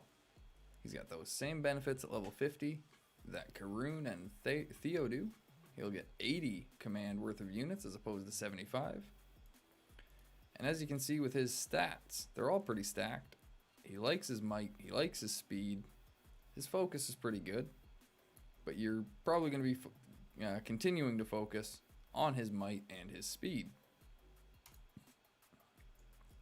When you start looking at his abilities here, at respect 0 to 1, he's got Lord of the Nazgul. Against the enemy commander, damage minus 30% at max, and the enemy commander has a chance of being stunned. That, it doesn't say each round, but I am pretty sure that that is each round. Break defense up here. 37, oh, I didn't do the math on this one. 37% physical damage against one enemy target. Defense minus 4.2% for 1 round. Roughly, that would translate to, what, 280% physical damage and 30% less defense for 1 round. If my maths work out there. In Flame, normal attacks cause an additional 10.7% burn damage. No, he's not S tier. I'll tell you that right now. He just doesn't bring enough to the table to be S tier. In Flame, his normal attacks will cause 10.7% burn damage. Down here, he's got Black Captain, so his Orcs, Uruk-hai, Evil Men, and Trolls are going to deal an additional 30% damage, and at max, they're also going to get an extra 2 HP. Morgul Commander, his Orcs and Uruk-hai are going to receive 14% less damage. And Convener, this is a great one. For the first 2 rounds, all of his allied units are going to gain initiative, and a 10.7% chance to attack twice each round. This will translate to 75% chance at max. So it can definitely help out for those first 2 rounds. Respect 3, he's got the same Ring Wraith tree as Khamûl or the Shadow or any of the other Nazgul. Against all enemies, their burn, poison, and focus damage received plus 30% at max and an extra 15 focus. Along with Morgul Poison. So each round his normal attacks are going to cause 70% poison damage continuous for 2 rounds. And Nazgul Screech. Round 1 against 2 enemy targets. What's that? 14.3. So 15 times 3 is 45. 690. So like 100% chance of being stunned, something like that. Rough maths there. And inflicts a 23.4% focus damage, which that's going to translate up to 150% focus damage. Continuous after the stun effect ends, effect modified by the focus stat. Oh, I've said the N-word numerous times, King did. I am so racist. And like, I really want to like make sure that that's been heard as wraithcist, and everyone gets the joke. The N-word is Nazgul, because like I just want to make sure that I'm careful with that, because it feels like one of those ones we need to be careful with, King. Someone comes in on the wrong part of that conversation, and it's like, oh god, things blow up. I'm getting canceled or something. Anyway, moving on to Respect 5 with the Witch King. Lord of Minas Morgul. When using Fell Beasts, the Witch King gets a focus and speed boost of 45%, and the enemy commander gets a might and focus decrease of 45%, and your Fell Beasts gain stun immunity, which is always nice. Up here you get Chaotic Retreat, so the enemy units are going to receive minus 35 defense. That is huge. People that say this is not a good skill are lying, or they don't know how to use it, or what, I don't know. But minus 35 defense is big. It helps a lot against any units. If it's a unit that has high defense, this is just going to help you get through it, because it's going to lower it by that much more. Or not that much more, but by 35. Any units that have a naturally low defense, that's what I meant. This is going to lower it that much more and make it easier to get through. So 35 defense removed is pretty good in my opinion. But it also brings Dishearten. So enemy units are going to deal 21% less damage. Just all enemy units. 21% less damage. Awesome. He is a strong commander. Like I said, I don't think he's S tier. I do not think he's S tier. I put him, personally, I would say he's an A tier commander at best. He's got a lot to offer. He doesn't offer things like heals. He offers a little bit of damage mitigation, but not a lot. You know, he's more about damage. And damage is great, but your troops are going to die.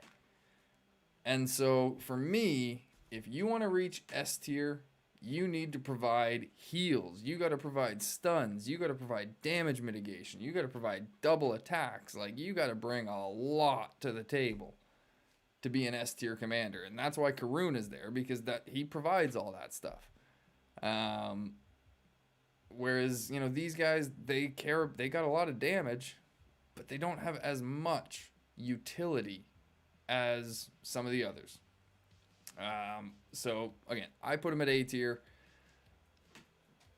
That's my feelings on him. Whoops. Yo, that Wraithcist. Straight intolerance. I know, man. Yeah, at least it's Wraithcist and not, yeah. But he got a lot of debuff for enemy units. Yeah, and again, like, that is why I put him up at A tier. But he just doesn't bring enough support to his own units for me to put him into S tier.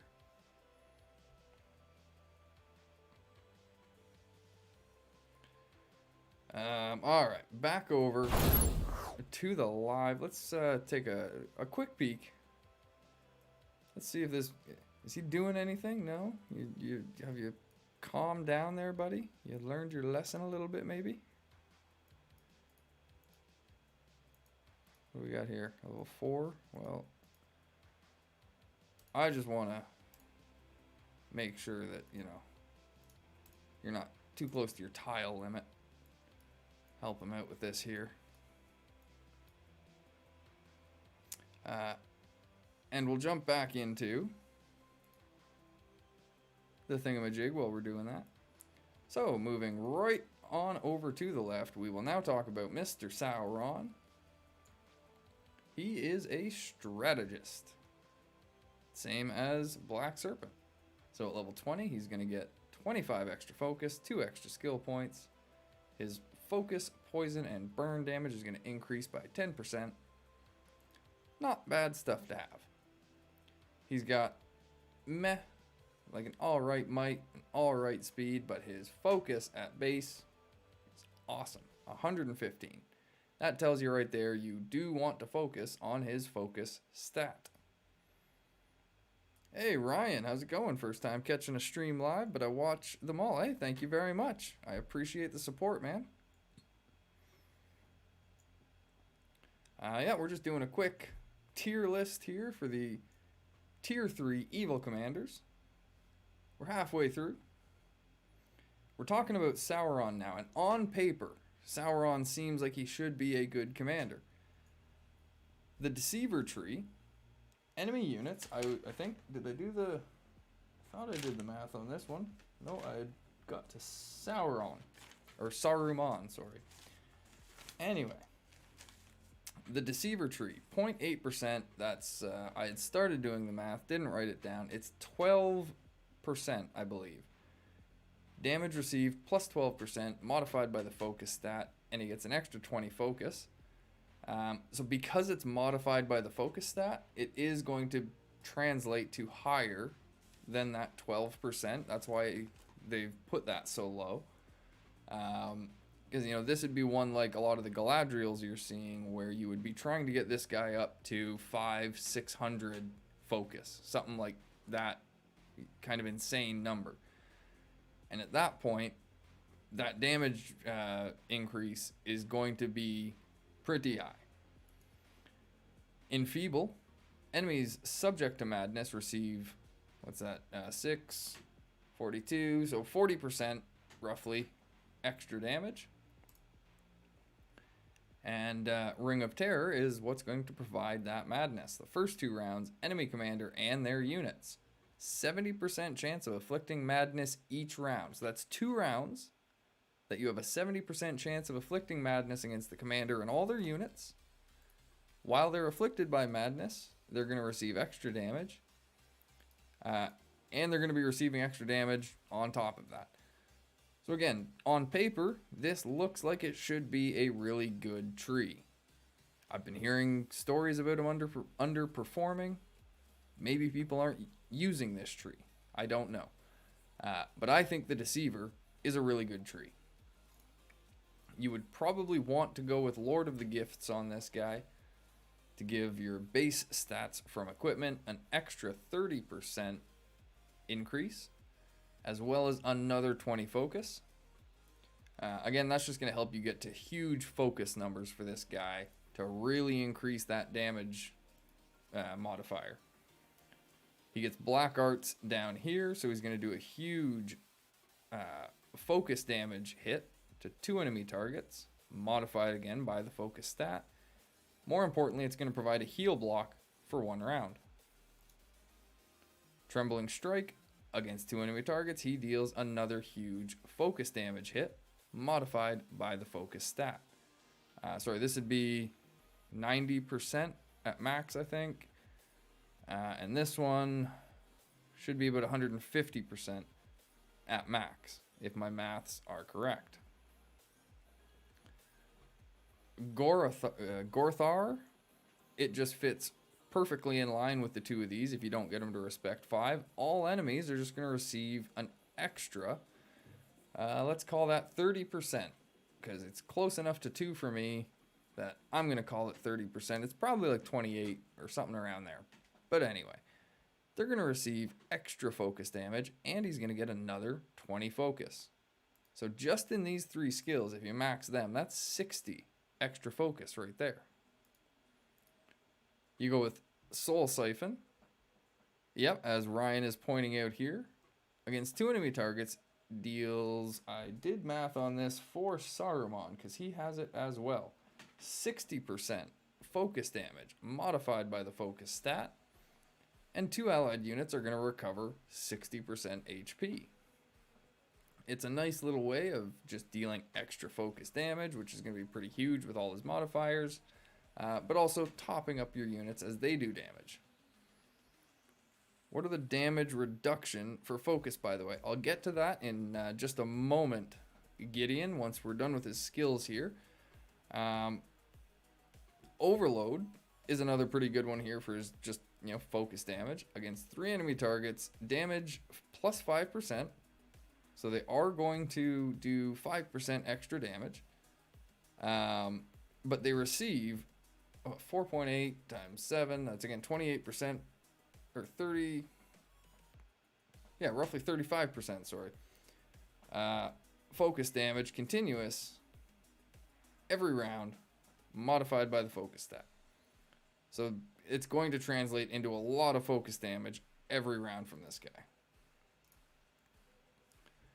The enemy at respect 5 against enemy commander, might, focus, and speed, minus 30%. Sauron himself becomes stun immune, which, that's alright. Dazzle against the enemy commander, 90% chance roughly of being stunned for 2 rounds. And then Confusion against the enemy commander, their focus is going to go down by 28. And every round they have a, 30% chance roughly of being silenced. This is probably his least impressive tree to me.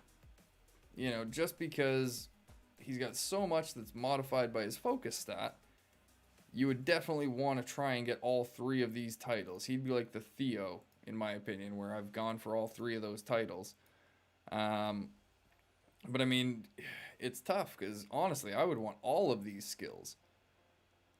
But on paper, as I said, he looks really strong. He should do a ton of focus damage. He's got madness. He's got stuns. He doesn't have damage mitigation. He does have a heal.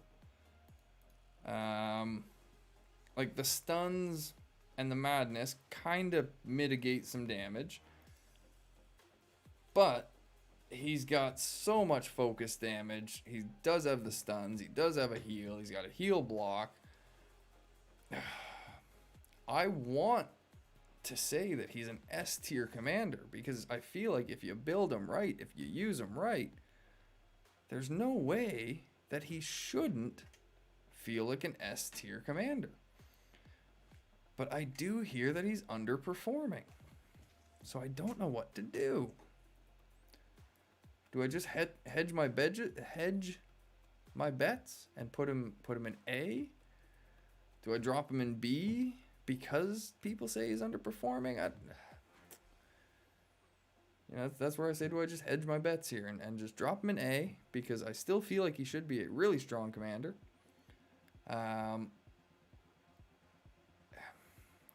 would love to do my own testing with him because I think he should be an S tier commander if built right. I'm going to put him there. Fuck it. This is my list. If people don't like it, they don't have to watch. Yeah. I'm putting Sauron as an S tier commander because he should be one. He really should be. Oh, no problem, Macron. You get some sleep, man. I appreciate you showing up and sticking around. But yeah, you go and get some sleep. We are moving on to the next commander. We're going to take a little peek. Make sure this guy's alright. And then we'll take this little tile from him here. Doesn't look like he needs it anymore. I think he's done with it. I'm going to drop a bomb here and say, I think Exoc is very underwhelming. How do you have your Exoc built? Because, no. Unless something happened to him.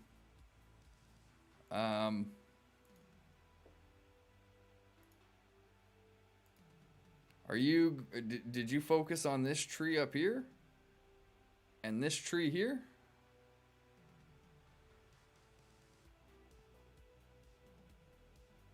Because these are his 2 big trees. This is a bad tree. The only stuff you want 2 points into this, only to open up black arts, and you put 1 point into this for the heal block. Really? Both of these?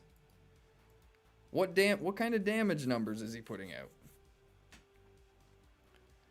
Like, I've got the Discord thing up there, because the reason I'm so shocked, like I said, he was so consistent. He was so consistent. Do you have, if you're not on the Discord yet, I'd love you to join the Discord and send me some of those reports, because I want to try and figure out what is causing Agzok to go wrong now. I don't know what they've done to him, and I'm pissed off about it. Because I've been talking him up, and apparently he sucks now? And it's like, how? How is that possible? The skills still all do the same things. Like 110 to 125k at level 46. What kind of gear do you have on him? What? Yeah, I don't know. Huh. This is something I want to dig into. I am so baffled by this. How? Why is he doing so poorly for people? He was an absolute monster. Like I said, I wouldn't have batted an eye at the beginning of this telling people that yes, he's stronger than Lurtz.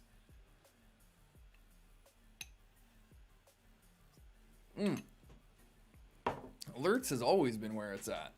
But like I said, when I was using Lurtz and Agzok, I thought Agzok was stronger than Lurtz easily.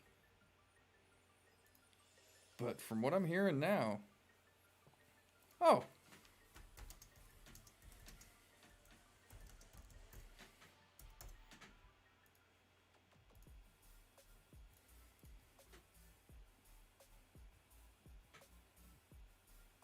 Hey, Macron. I just noticed you saying hi or talking in faction chat there. But yeah, that is so strange to me that Agzok is not performing well. I hate it. I don't like it. I wish they would fix it. I'd love to figure out what's going on.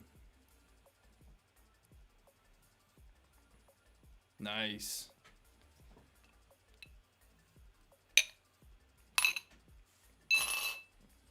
And if you don't mind me asking, what is Agzok's might at comparatively?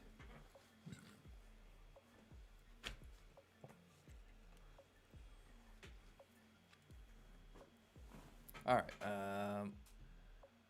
We got 2 more commanders to get through. Why am I switching over to that already? I need to switch back to this. This was the... Oh, system commander? Or system command? The CMD, I mean, it's command, I think. But system, thank you very much for that follow. And Roman Viking, thank you very much for the follow. I did not see that come in 34 minutes ago. But thank you both for the follows. I appreciate that. We're going to finish off our evil tier 3 commanders tier list here. We got Saruman and the Undying left to talk about. And Saruman is another one that on paper, he should be a very strong commander.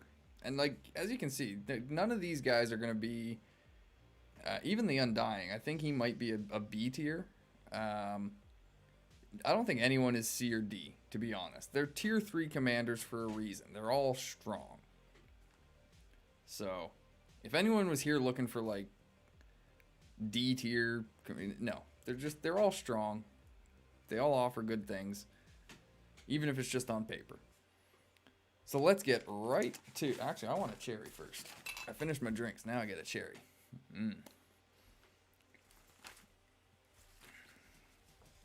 Oh, there was some whiskey left in that one. Ooh, yummy. Orb of Many Colors. This was a bad idea, putting a cherry in my mouth when I wanted to start speaking. Orb of Many Colors at max, 100% focus, 100% burn, 100% poison damage. Each of those modified by the focus stat, and each instance chosen randomly. The target of each instance is chosen randomly. So all three could hit the same target, all three could hit different targets. You never know. But that's 300% focus damage, technically, because burn and poison kind of count as focus. It's 300% non-physical damage, going out against 1 to 3 targets, plus an extra 15 focus. Wow, you've got Agzok at 295 might. Okay. Yeah, like I said, I would love to see those reports then. And see if I could help you figure something out, or just... I just don't... It doesn't make sense to me. And it makes me so mad. Anyway. Focus Discharge. Against 3 enemy targets, deals 250% focus damage at max, modified by the focus stat. And against the enemy commander and their target and and their units, greatly reduce damage for 1 round. In case I do get this into a video, I'm just going to try that again without the blah blah blah. Against enemy commander and their units, greatly reduce damage for 1 round. And if that greatly reduced damage means the same thing as it did on Boromir's Disarm, then that should be 500% reduction in damage. Trembling Strike against 2 enemy targets deals... Oh shit, where did that go? I wrote it down. No, I didn't, because this one I don't think you'll be taking this one. If you can, if you only get him to respect 0 or 1 and you end up taking it, then it would be 10 times 7, 70, 90, so probably about 90% focus damage against 2 enemy targets, modified by the focus stat. Better than nothing, but there are better options to spend your points on if you get them higher respect. If you get them to respect 3, I do think it's worth going into the Voice of Saruman. Each round against 2 enemy targets, you're going to get a 30% chance of them to succumb to madness. At max, it's going to be all enemy units. Each round, 30% chance of succumbing to madness. Astonish against the enemy commander, you're going to get a 25% or 30% chance of being stunned for 1 round. And Soul Siphon, that same one that we saw on Sauron, 60% focus damage modified by the focus stat against 2 enemy targets, and 2 allied units are going to recover 60% HP. He also gets Sharky at respect 5, which I do think is worth talking about. Orcs, Uruk-hai, and Evil Men are going to deal 30% extra damage. He's also going to get an extra 15 focus from it. He gets Uruk-hai Captain up here, so all of his Uruk-hai units are going to get a 35% chance of recovering 100% HP upon dealing damage. I think that's roughly what that translates to. And then Morgul Commander here. Orcs and Uruk-hai are going to receive 14% less damage. So, if possible, I do think it's worth going into these 3 trees, maxing out Orb of Many Colors, probably maxing out Voice of Saruman, and then extra points wherever else you think. Palantir Scryer, I don't really think it's worth the risk going into. This commander, 25% chance of succumbing to madness for 2 rounds. That's one of the main reasons I don't like it, because if it does hit him, he's getting it for 2 rounds. And all it gives you is your 2 allied units get a damage reduction of... I think I wrote this one down just because. No, I didn't. 2%, 15, so it's about 30%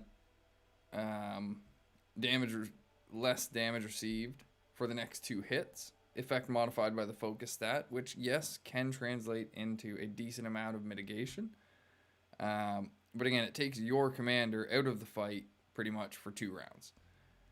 The chance reduces to 15% at max, so if it's a risk you want to take, go for it.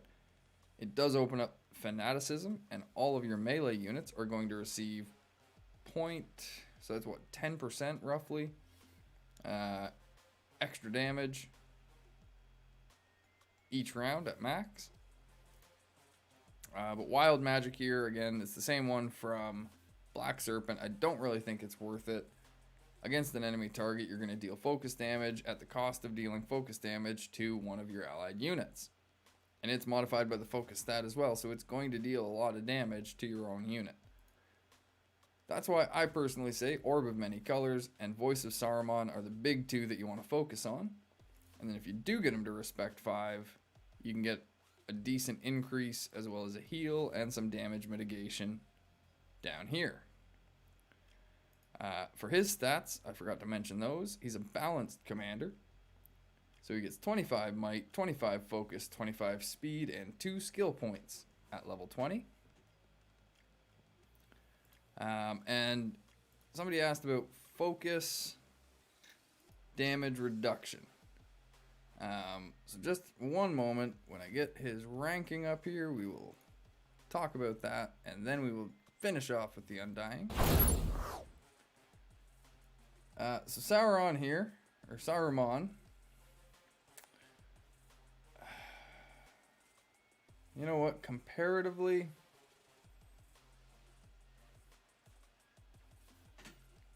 thinking about it right now on the spot, I don't know, that Orb of Many Colors, like I said, that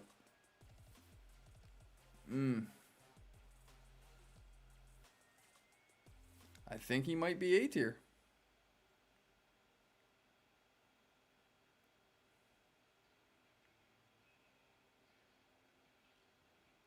He doesn't really have he does have a minor heal. Well, the Soul Siphon, though, that's a decent one as well at Respect 3. And like I said, I mean, to be honest, these guys are tier 3 for a reason.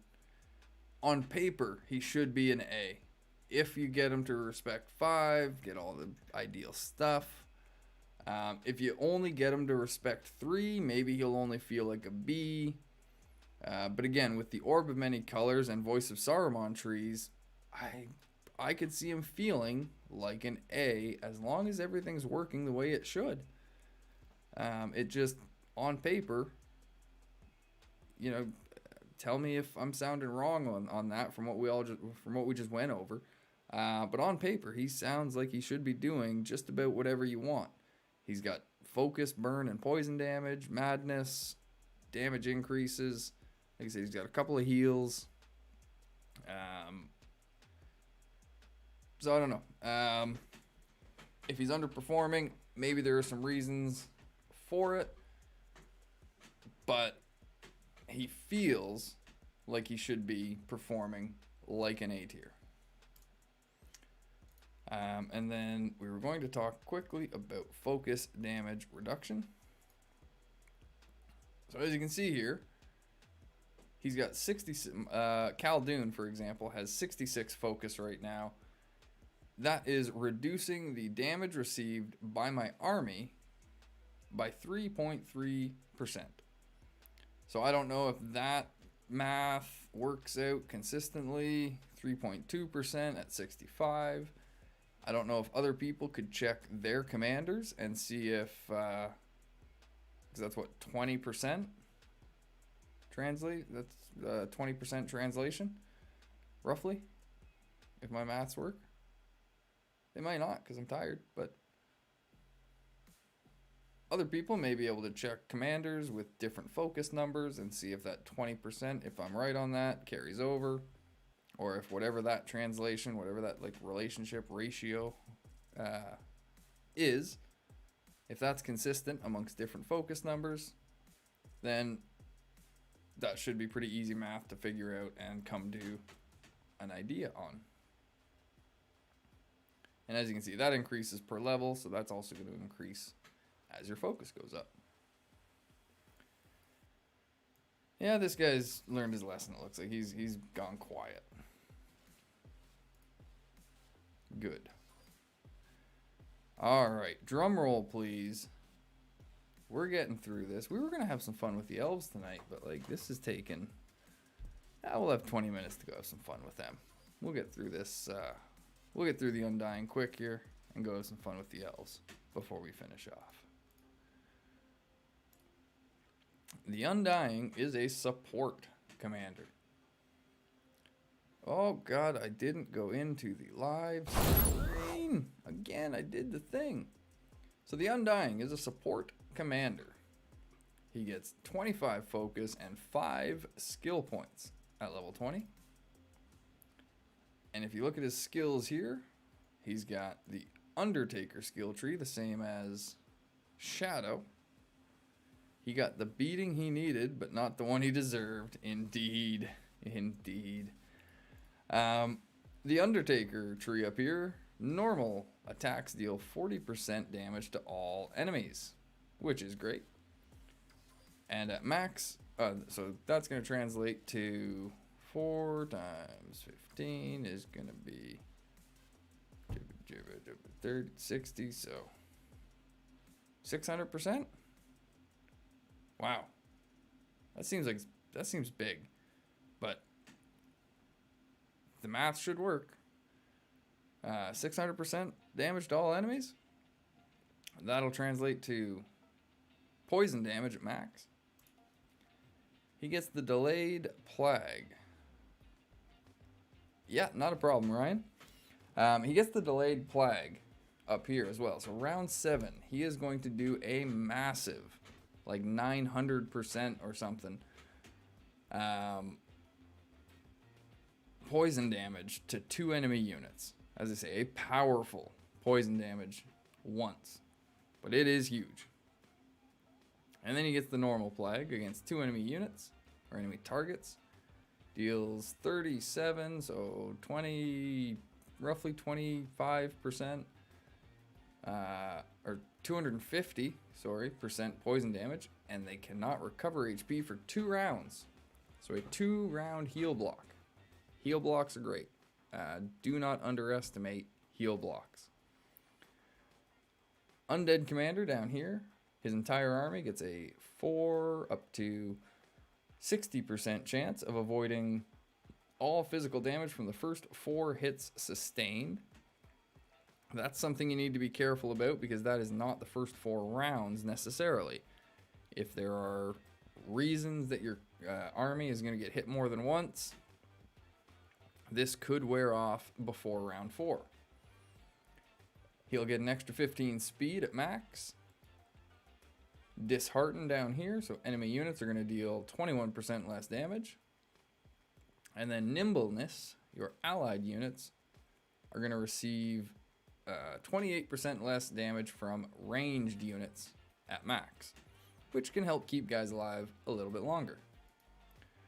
Surprise, surprise, he gets the Ring Wraith tree because he's a Nazgul at respect 3, so burn, poison, and focus damage received up by 30% to all enemy units, as well as an extra 15 focus, which is just going to pair super well with his Undertaker tree. Morgul poison. Each round, his normal attacks inflict 70% poison damage continuous for 2 rounds, on top of all that poison damage he's already inflicting. Nazgul Screech, 2 enemy targets, 14.3% chance of being stunned, and inflicts focus damage continuous after the stun effect ends, modified by the focus stat. I've talked about this one a number of times, but the math on that is roughly 90% chance of being stunned, and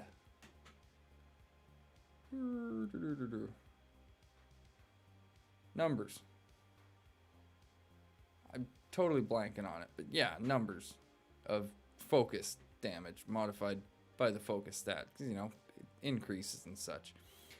I'm getting tired. I'm sorry. This guy's like, he's the last one, so I'm not doing the quick maths on that numbers. I don't know where a calculator is, and my brain's just like, nope, move on. Respect 5. You get a really nice heal at Respect 5. This really bumps him up. If you can get him to Respect 5, he's definitely an A close to an S tier commander with this thing, in my opinion. Round 4, all allied units recover 30 times 15, so it's 450% HP, something like that, but cannot recover HP again afterwards, which is fine. Enemy units cannot recover HP at all when you get this to max. Just no healing. None. That's crazy. Chilling Edge, enemy army and their commander, their speed's going to go down by like 30%. It's alright. Or not 30%, just by a straight 30. That's why it's not as good. And then Fanaticism here, all melee units, that same damage increase that Saruman gives them. 10% roughly damage each round. Which, it's alright, it's good. It's going to be like 100% extra damage by the end of the fight. But it's only for your melee unit, so it's not something I'd prioritize necessarily. He's got a lot of other things he can bring to the table. You don't need to put 7 points into that one.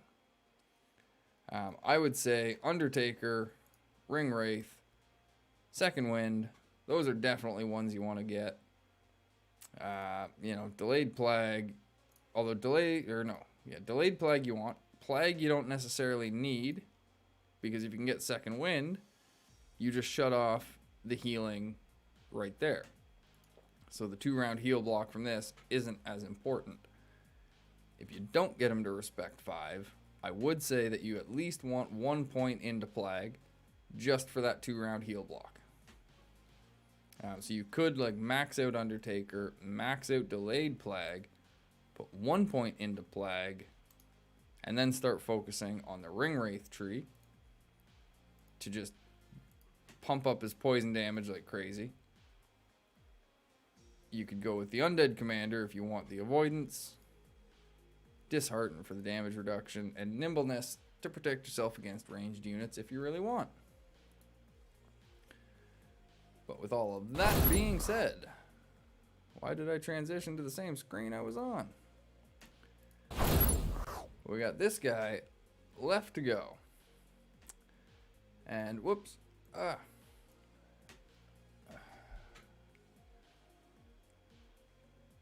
So, where would I actually put him though?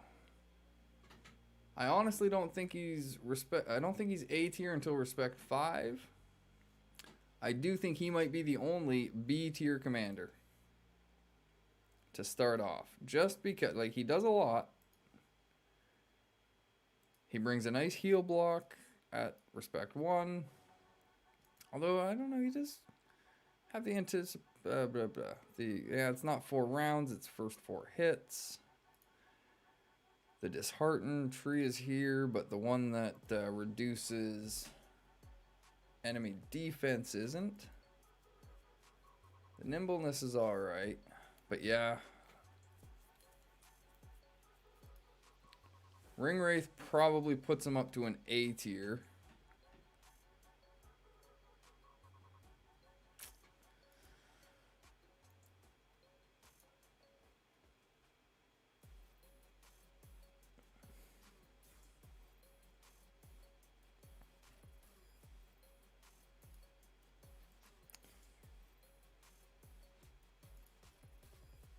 Yeah, you know what? I am happy putting him at a B tier. Kinda, yeah. Ryan, I would say that you go either straight damage. You know, like I said, you can put some points into Undead Commander. The only thing I don't like about it is it's the first 4 hits sustained, not necessarily the first 4 rounds, which can be weird sometimes. But it's still a good chance of avoiding physical damage. So, and that's why I wouldn't put him any lower than B tier, because even at respect 0 to 1 with the heal block, with the anticipation type thing, I would say that he's still a pretty strong commander. Just he doesn't bring as much to the table as the rest of them. So that's probably not what a lot of people thought my tier list, I don't know, was going to look like. Probably not what a lot of other people's looks like for this. I think they spread them out more just because there's, you know, C and D. People want to use them. But yeah, I actually just kind of looked at everybody more honestly. Oh, my eye is itchy because I'm getting really tired. I looked at them all a bit more honestly to tell you all the truth, and just like, okay, if I had them at respect 5, if I had good gear on them, I had the troops I wanted, what would I actually, how powerful would I think this guy is? And yeah, I feel happy with these answers. I don't know if they're satisfactory for other people. I don't know if everybody agrees or disagrees. But here it is. My tier list for the evil tier 3 commanders. We got Karoon and Sauron up there in the S tier. We got Black Serpent, Witch King, and Saruman as the A tier. And we got Undying down there as the B tier.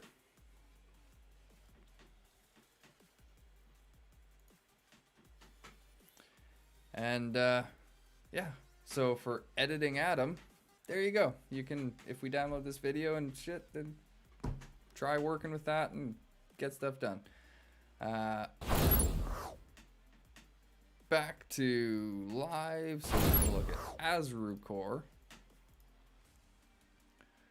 I really liked Raider for AjMcGamer. I took advantage of that one, gave him ranged units, and then it was activating Powder Keg, getting extra damage from fuel oil. You can go with Conspirator to increase his poison and his burn damage. This does actually provide a really nice heal, and it also removes all of the debuffs from your army. So not only that, it's got Discipline, which I personally loved. 35 extra defense to your whole army. And Clear-Headed is just a waste. So if you are going to come down here, you can put 15 points into Warship Captain, 7 points into Discipline. You know, even if you just max those two and then max the Raider tree, he can do pretty well for you with archers. If you can get him to respect 3 and get into Conspirator, increase that burn damage. He gets Treason, first 4 rounds. 2 enemy targets are going to get, what was that? 90% roughly chance of succumbing to madness each round. And then he also gets Trickery. Against 1 enemy target, he's going to deal physical damage and impose a 50% chance of succumbing to madness for a round. And madness is always fun. But then if you can get him to respect 5, Corsair of Umbar, each round allied ranged units have a chance of attacking twice. That's going to be 100% chance at max, or no, 3 times, that's 45. But a bunch of 3s is another 4.5, so it's like 50%. Yeah, should be 50% chance to attack twice, but only at minimum damage. Plus 15 focus, which is going to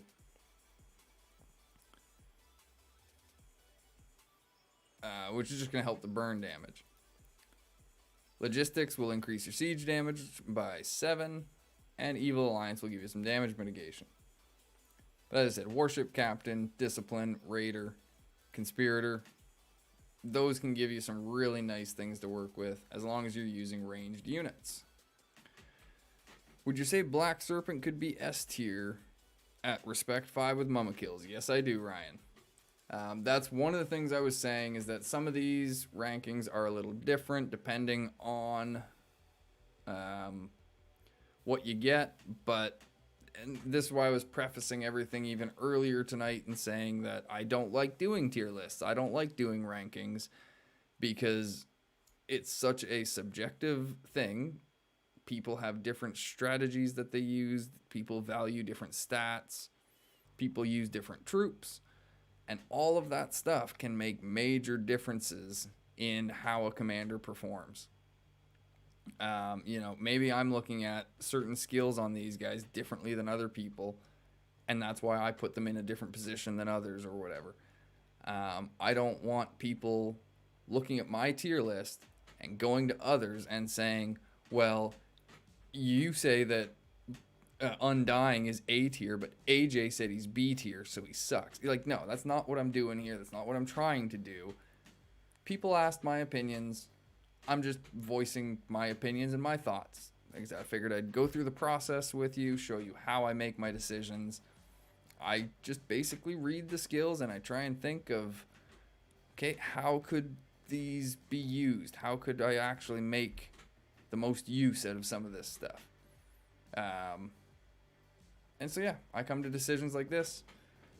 Like I said, I'm comfortable and happy with the tier list. So, hey, Alice A, how's it going? Welcome back.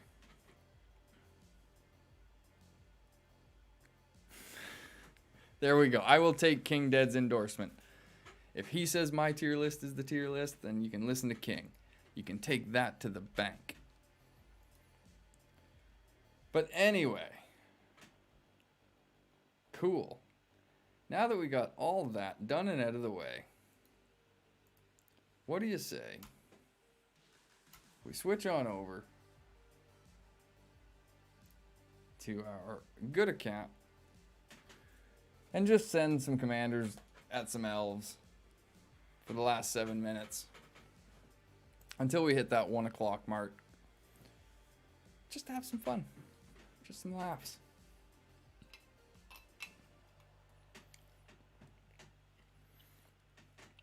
Once again, thank you all for joining.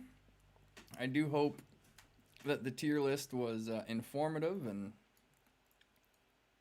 I forgot to switch accounts, didn't I? Or switch servers. Let's try that again.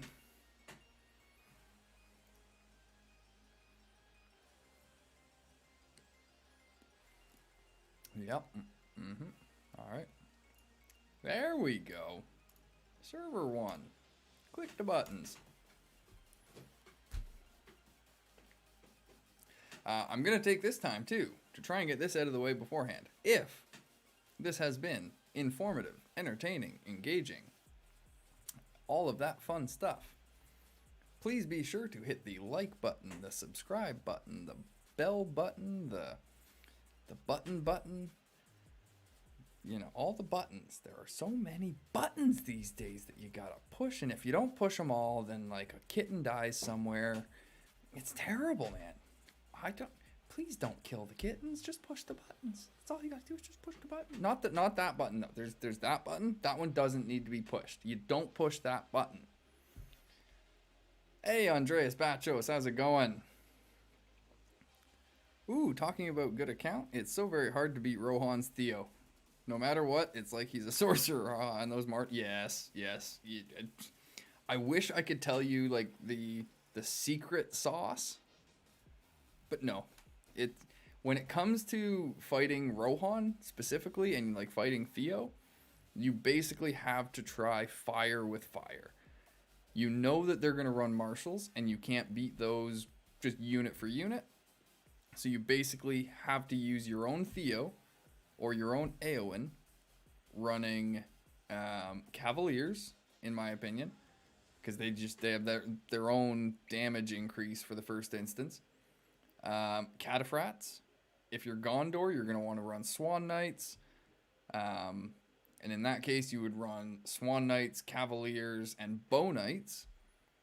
If you're Elves, you're going to run Bow Knights, Cavs, and Cataphracts to soak the damage. Ram Riders. I've actually been facing Ram Riders myself with this account against the Elves today. And the Ram Riders do pretty well. So, but yeah, you basically just want to do a fight fire with fire type thing and try and throw your own mounted units at them and hope for the best. You're probably still not going to do ideally, but it's like the best advice I have.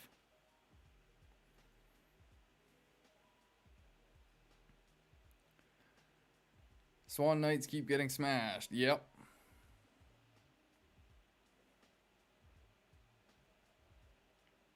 Oh, nice. Well, there you go.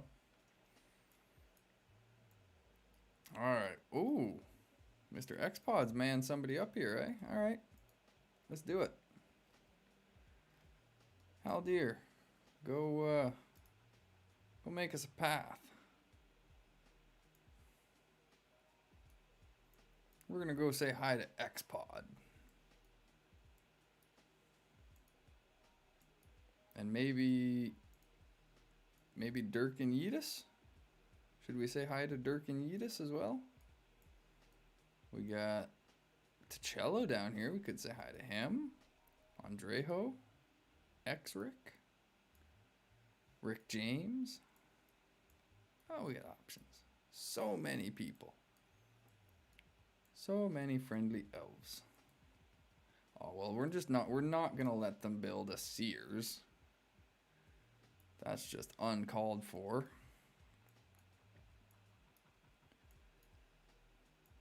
Theo will take that out in like 5 minutes. So. Excellent. That's the only one being built? Okay. So that's the only one under construction.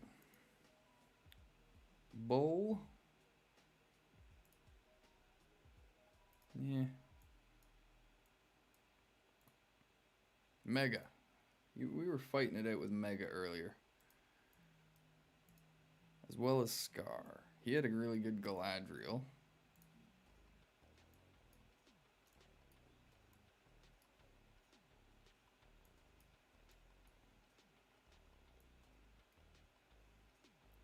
So your men and women have high amounts of damage, but not all of them are 50. Is that because their equipment and R level? Yeah.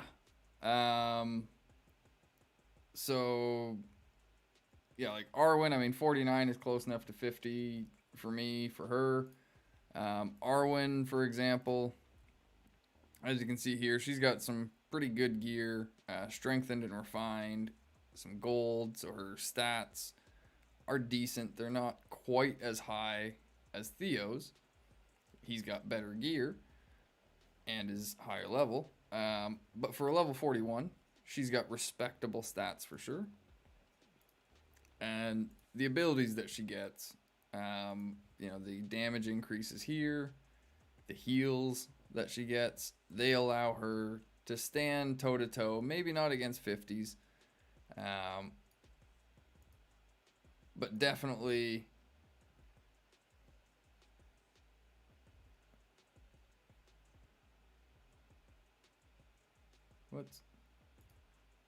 who's doing what now? Sorry, I got distracted there. But yeah, they're able to hold her. Same with Galadriel here. She's got some decent gear. 350 focus is all right. But the way she's skilled out, she's doing a ton of focus damage here, and then has a pretty big heal increased by 30% by this, and that heal allows her to pull out some stuff. King Aragorn, I'm not as happy or confident with. He's got some alright stats. He's got some decent damage, a decent heal, but he's not anything crazy. This Aragorn, same thing. I've been working on him more and more. I think he'll perform pretty well today because he's got this maxed out along with Call the Weak now, Dunedain Chieftain, and Brawling Training. He's got his stun immunity up here with Sun and Moon Splendor. So I'm a little happier with him. He just needs his the familiarity with his gear really to get his stats up higher.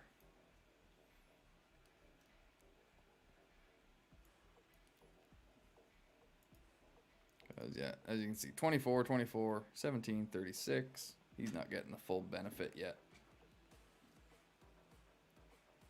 But I honestly haven't been focusing enough on keeping everybody leveled up.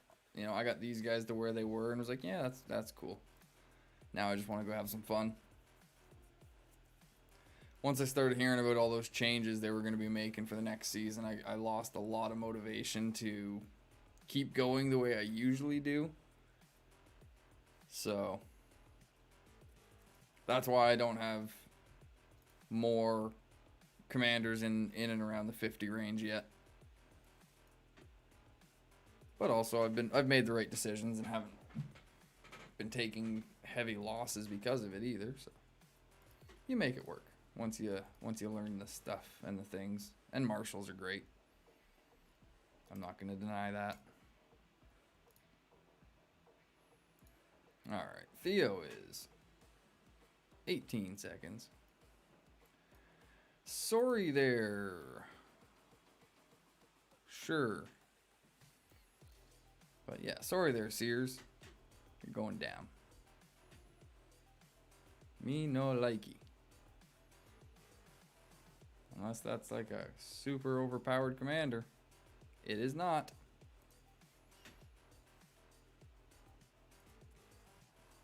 Aw. He tried.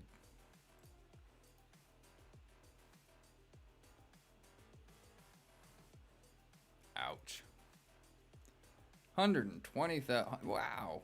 The marshals actually got out damaged by the bow knights there. That's funny.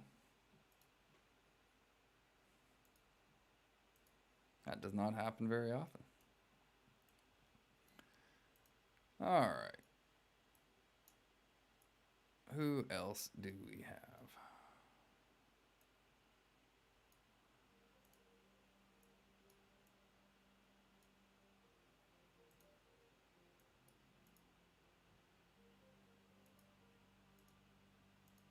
Alex there. Now we're going to go down here with Mega. Screw it. We're just going to send everybody. I don't care. I'm going to send everybody. We're going to see how it goes, and then I got to go to bed. I'm going to start passing out here if I don't. So Mega, I'm sorry, but I don't like your tree fort. It's ugly and it makes me feel bad. So the tree fort dies.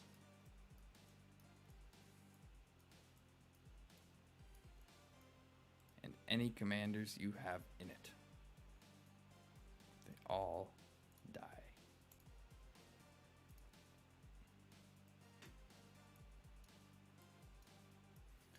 So while we wait for these commanders to do their thing, I wonder if the elves watch you whilst you're streaming to see what your movements are. That would be a good tactic. There were people that did that in the last beta when I was playing Mordor. I actually started some anti-spy measures. I can actually show you what those. Nope. That's where is it? Where's my anti-spy measures? Not coming up. It's all hidden or something.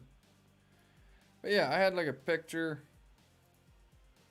It would come up, be all like, you can't see anything.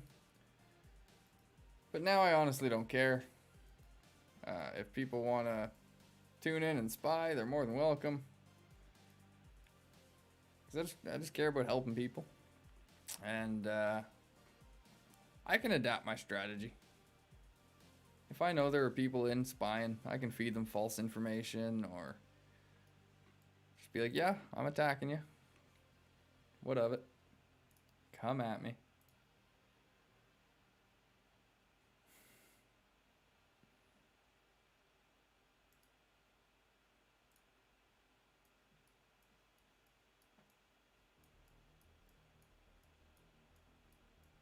I mean, I was going to attack you, X-Pod, but then I saw a better target, and so now I'm not attacking you.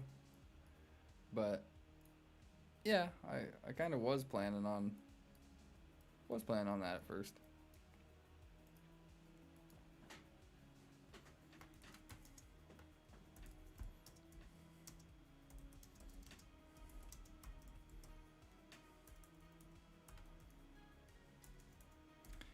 Yeah, it is unfinished business.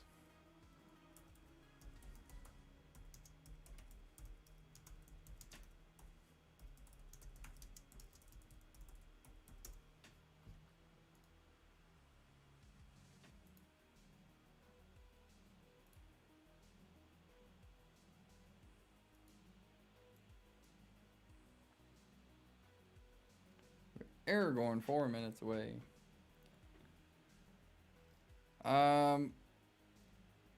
Sure. Spirit. As long as it doesn't blow up the stream or whatever. You were the one that sent me the tongue twister last week, weren't you? And I mean, that was trustworthy, so.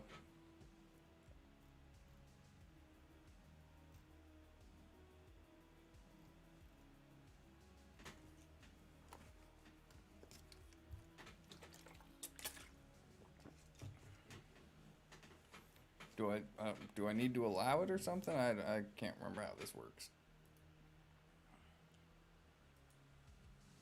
Oh god. Oh no, there it is.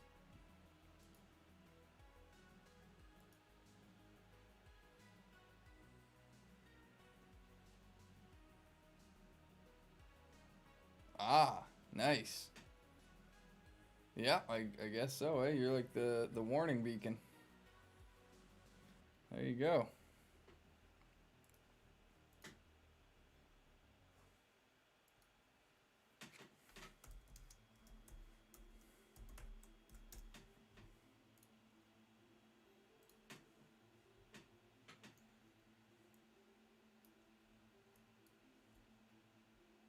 Oh, we got another fort going up here. All right. Yeah, well. Theo can come take care of this then. It's being guarded by this guy? By Melon? What do you got over there, Melon?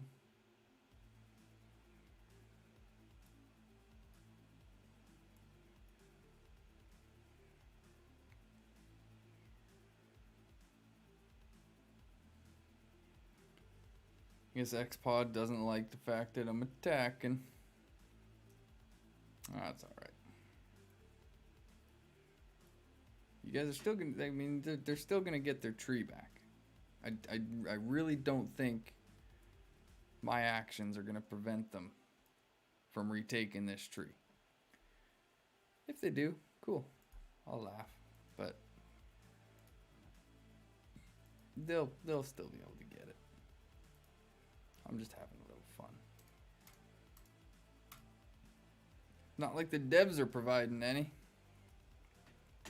I'm going to Mordor next season. Any tips? Yeah. Join up with me. Because I'm going to be leading a warband in Mordor. Not quite sure what season yet, or what server yet, sorry. But once we figure out how the server merges are going to work, you can join up and we'll rock it together. The biggest tips for like early movement for Mordor is going to be move out this way. Don't worry about coming out here early. I mean, obviously these are easy keeps, and so the people that spawn out here can take them. But people in Gorgoroth and in this area here should focus on taking this as soon as they can, and moving out here, taking the Hills of Runekeep and getting themselves some ground out front, so that they can actually start moving out and don't get penned in down here.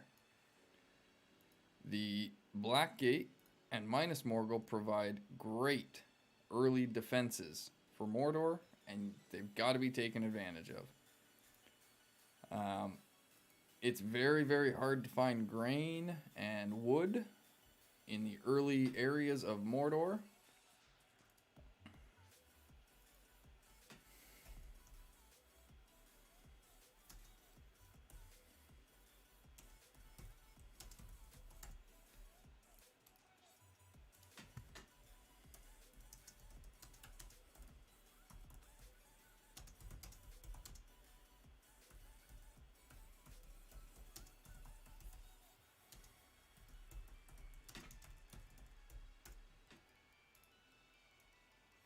Yeah, that's not how things work there, dude. Oh, I mean, yeah. Rohan's just taking everything. Everything! We've gotten greedy. But yeah, for Mordor, Ryan, you're gonna... mountain trolls are your best friends. Mountain trolls are great. really an all-ranged comp. Well, all right then. It's hard to maintain armies of mountain trolls and ravagers, but ravagers can be really good. Just tell them to go sit on a pine cone and be done with it. Yeah, pretty much. That's pretty much the attitude. I mean, now I kind of do want to smash his fort into the ground. He's being all meh about it like that. It's like, well, dude, whatever. Deal with it. You know what? Yeah, Theo, go say hi.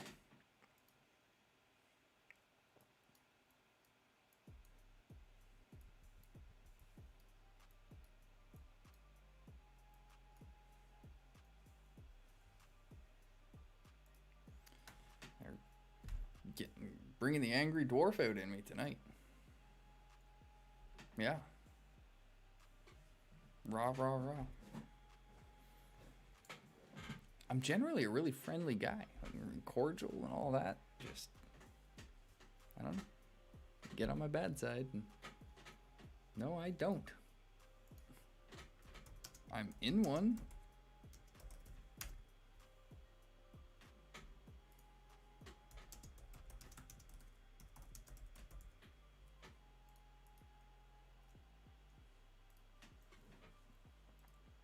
And dude, there's 2 people in our fellowship, so I'm just gonna.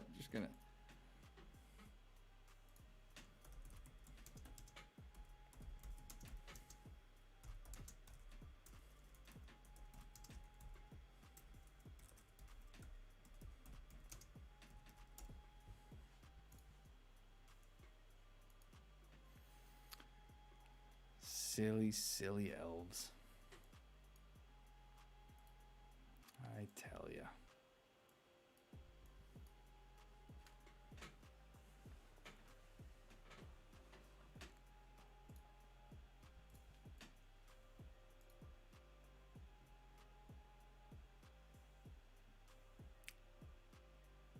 No, it doesn't seem like he is.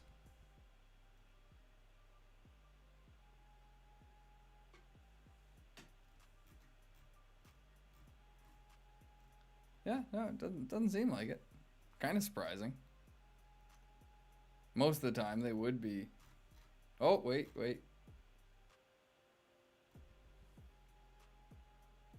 Oh, wait, no, maybe he was.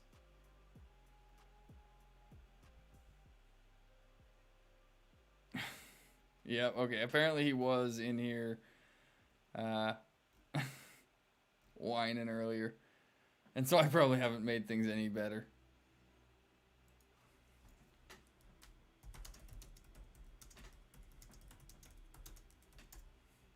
Don't threaten us with war, man. Like, what the hell?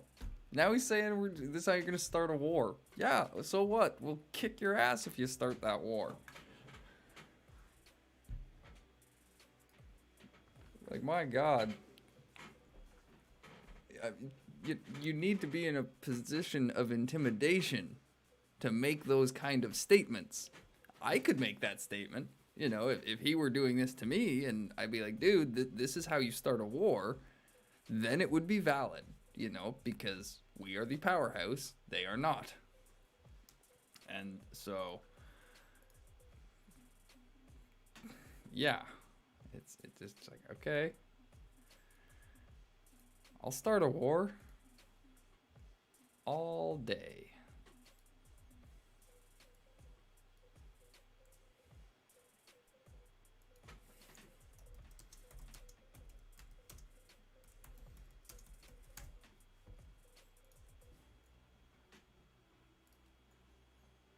I'll fucking kick your ass myself, man. Any tips on speed leveling commanders? I send mine on mock battle. And when do you think S2 will happen? Never. But in reality, I honestly think by the new year at the latest, like by January 1st at the latest. But I do not know. Spirit RS3, have you gotten these skills? Because you definitely need these to make the mock battling worth it. This reduces the stamina cost by 10, reduces the grain cost by 10%, and increases the XP gains by 10%. So this and this is 15% extra experience from mock battles.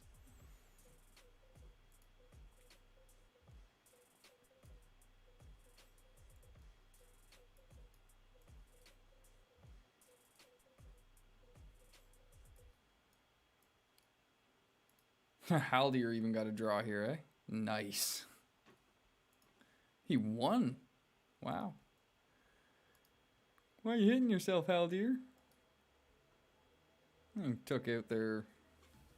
Almost took out their 35, Frodo and Sam.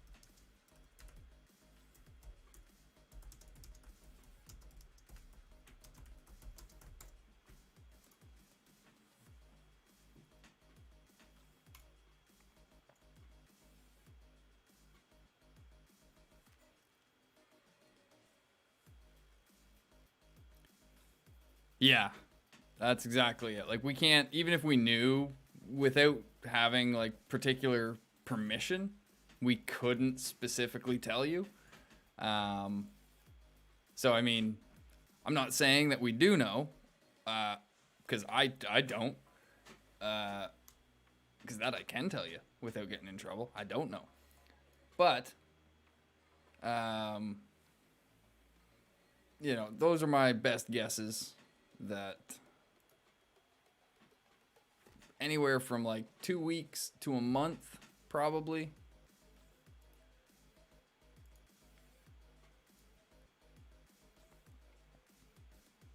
Ouch. Down goes Arwen.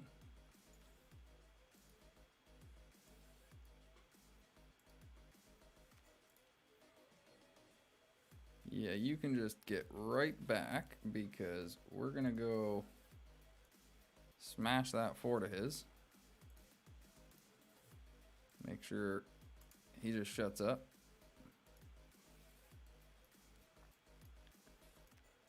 Not happy with him. Not happy with that attitude at all. So, actually, you know what? We'll do it even easier. And we'll just move these guys right on over here.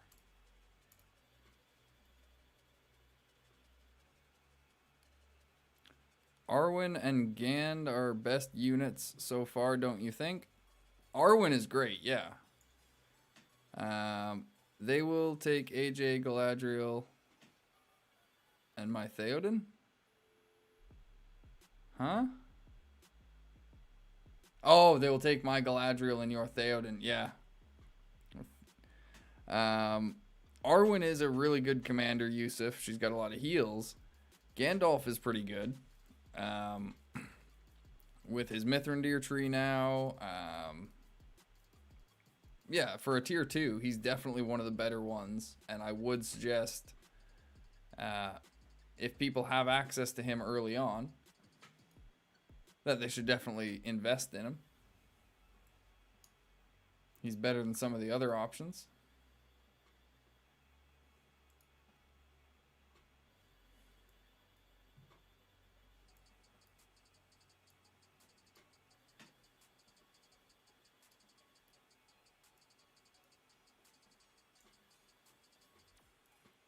And yeah, like, I'm sorry guys, but if your whole plan on taking this tree, like, relied on not being attacked by anyone at any time, I think there was a flaw in your plan.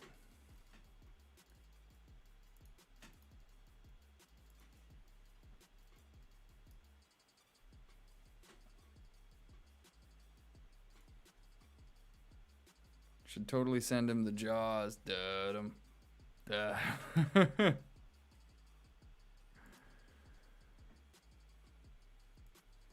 No, we're not making it. We're not laughing about it or having any fun with it.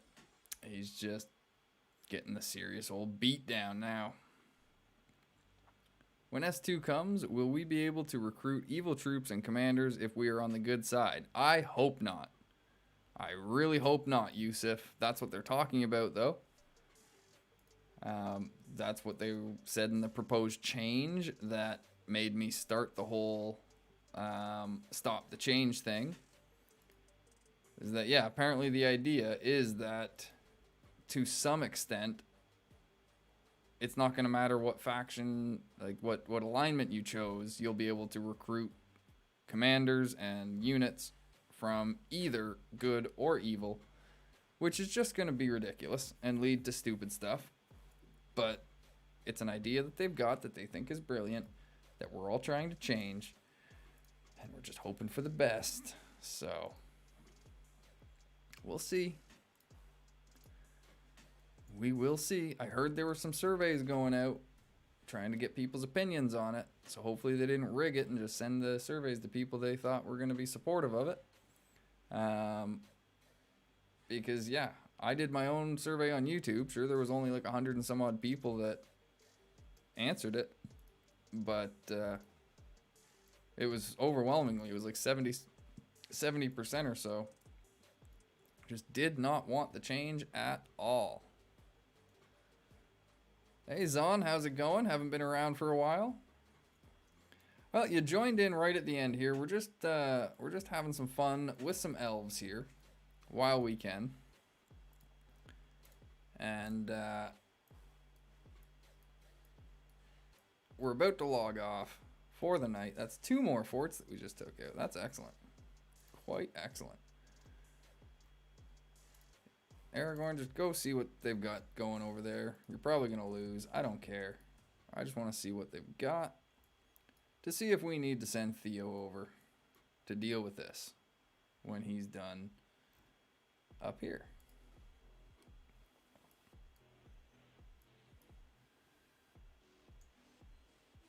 Having sleeping days 24/7 after knee surgery. It's really a pain in the ass so far. I can imagine, man. Ouch. Yeah, it should be 100%. Yeah. Although I will say, Yusuf, that like the one option I put on for the poll was that, you know, it's an interesting idea. Just they're trying to implement it too soon. I wouldn't mind the idea completely if it were done in like season 3 or 4. But doing it at season 2 is just way too early. Way too early. Is Aragorn King better at R3? Not really, no. Strider is not a great tree for him, in my opinion. Hey, can you show quick tips how you are building Arwen? Yeah. So, Arwen, early on, you're going to want to focus on Lady of Rivendell and Undamiel. Undamiel is a nice heal tree. So 2 allied units, 35% chance of recovering 48% HP when physical damage is sustained. Chance to recover HP when damage is sustained.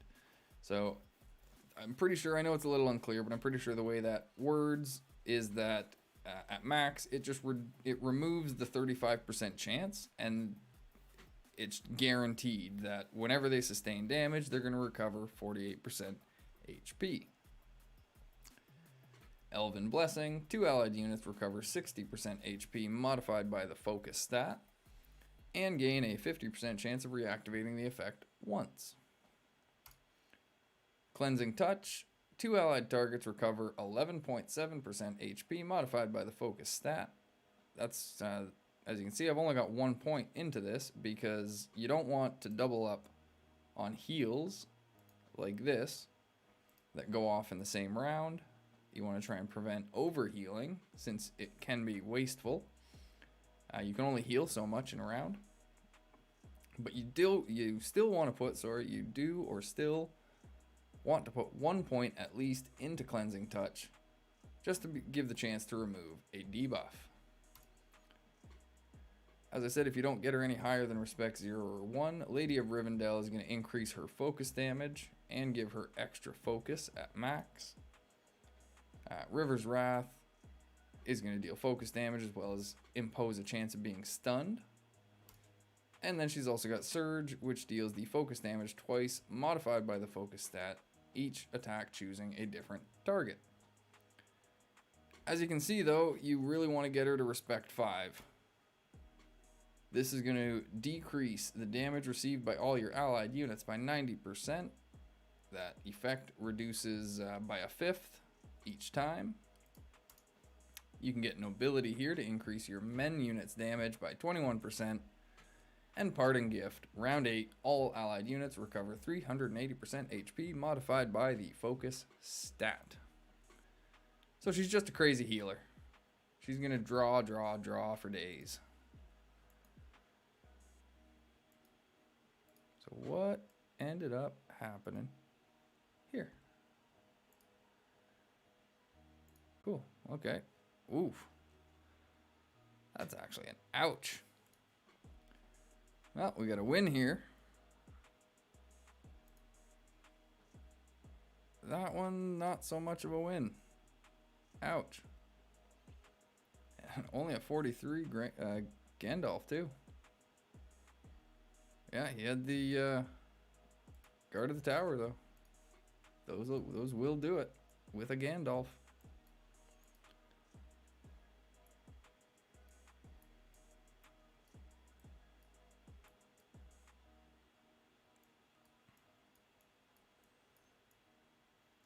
So then we might be waiting for everybody else to get back. And then we'll send them all to join the party. Although, like I said, I do kind of need to get to bed. I am fading fast. So you know what? I think I've actually had my fun. I've taken out a couple of forts. Hey, good job, Zon. No, I don't think Respect 3 is worth it for Arwen. Those points can go into the other Respect 1 tree.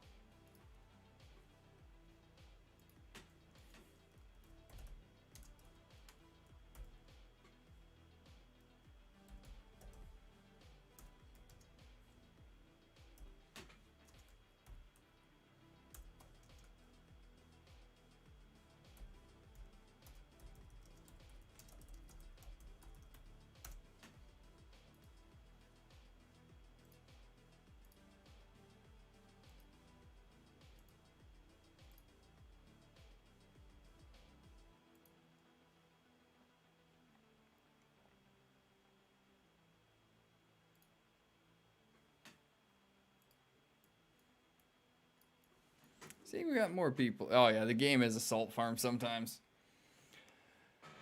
Sorry, Yusuf. Remind me on Wednesday. And I will go over Gandalf the White on Wednesday. But we're already half an hour into overtime. I got to get this wrapped up. And get out of here for the night. So. Yeah, I figured I'd give him a nice gentlemanly goodbye, because it's like, yeah, I mean, I love you, man. See you tomorrow. We'll just continue this, whatever. Because we'll let them have their fun hitting back at us tonight, and you know, it'll all be great. It'll be good. Oh, that one was, where was this? Right here, yeah. And then so.